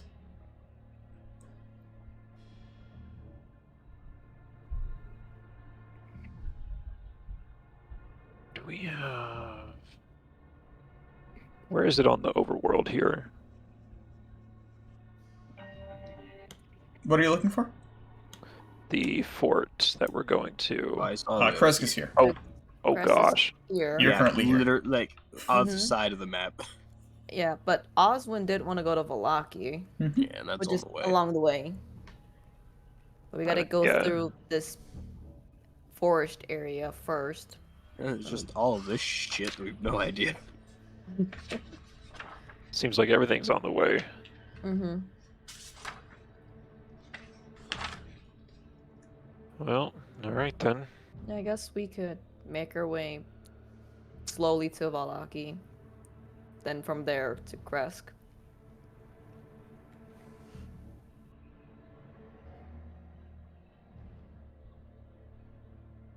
Sounds good to me. Oswin, having finally reconstituted his companion, joins you, and you finally leave the squalid village of Barovia.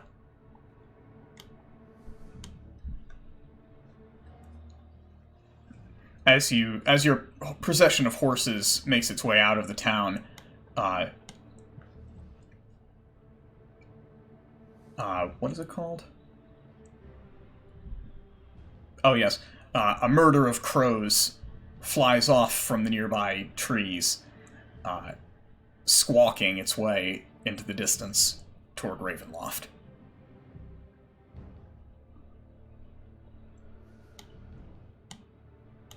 And that will be the end of session 4. Oh boy, oh boy. Oh boy, oh boy.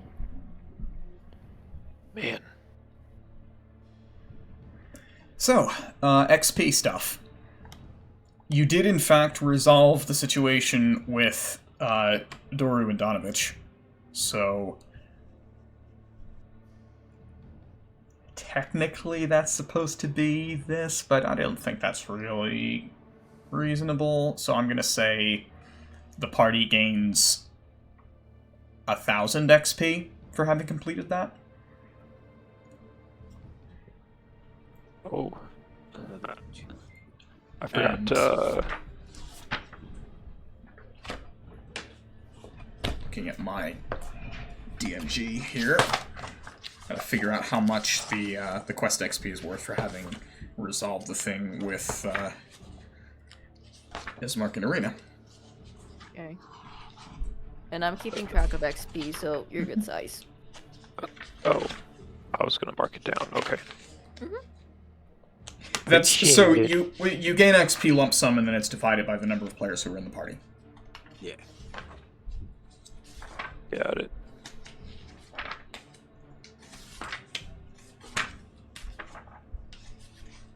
There's this thing here that's encounter design.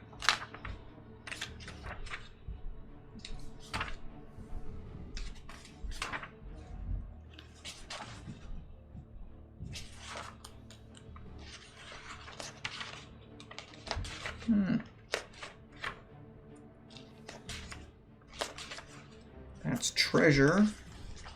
Magic items. I must have passed it.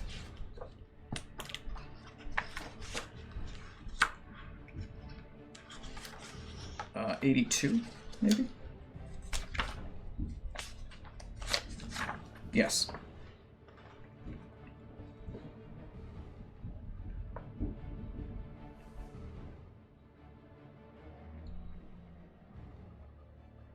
It's 750 for resolving that.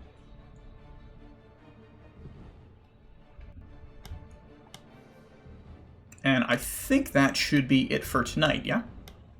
Anything else I'm forgetting? Not that I can think of. Unless you want to give Janora XP for shooting that natural 20. Well, I mean, that was part of that encounter. Alright. Yeah. Alrighty. So, that's going to be it for me tonight. Thanks to everybody for hanging out, and I'll see you guys next Sunday for Session 5. Sounds good. When hopefully everybody will be back together for that one. Bye now. Bye-bye.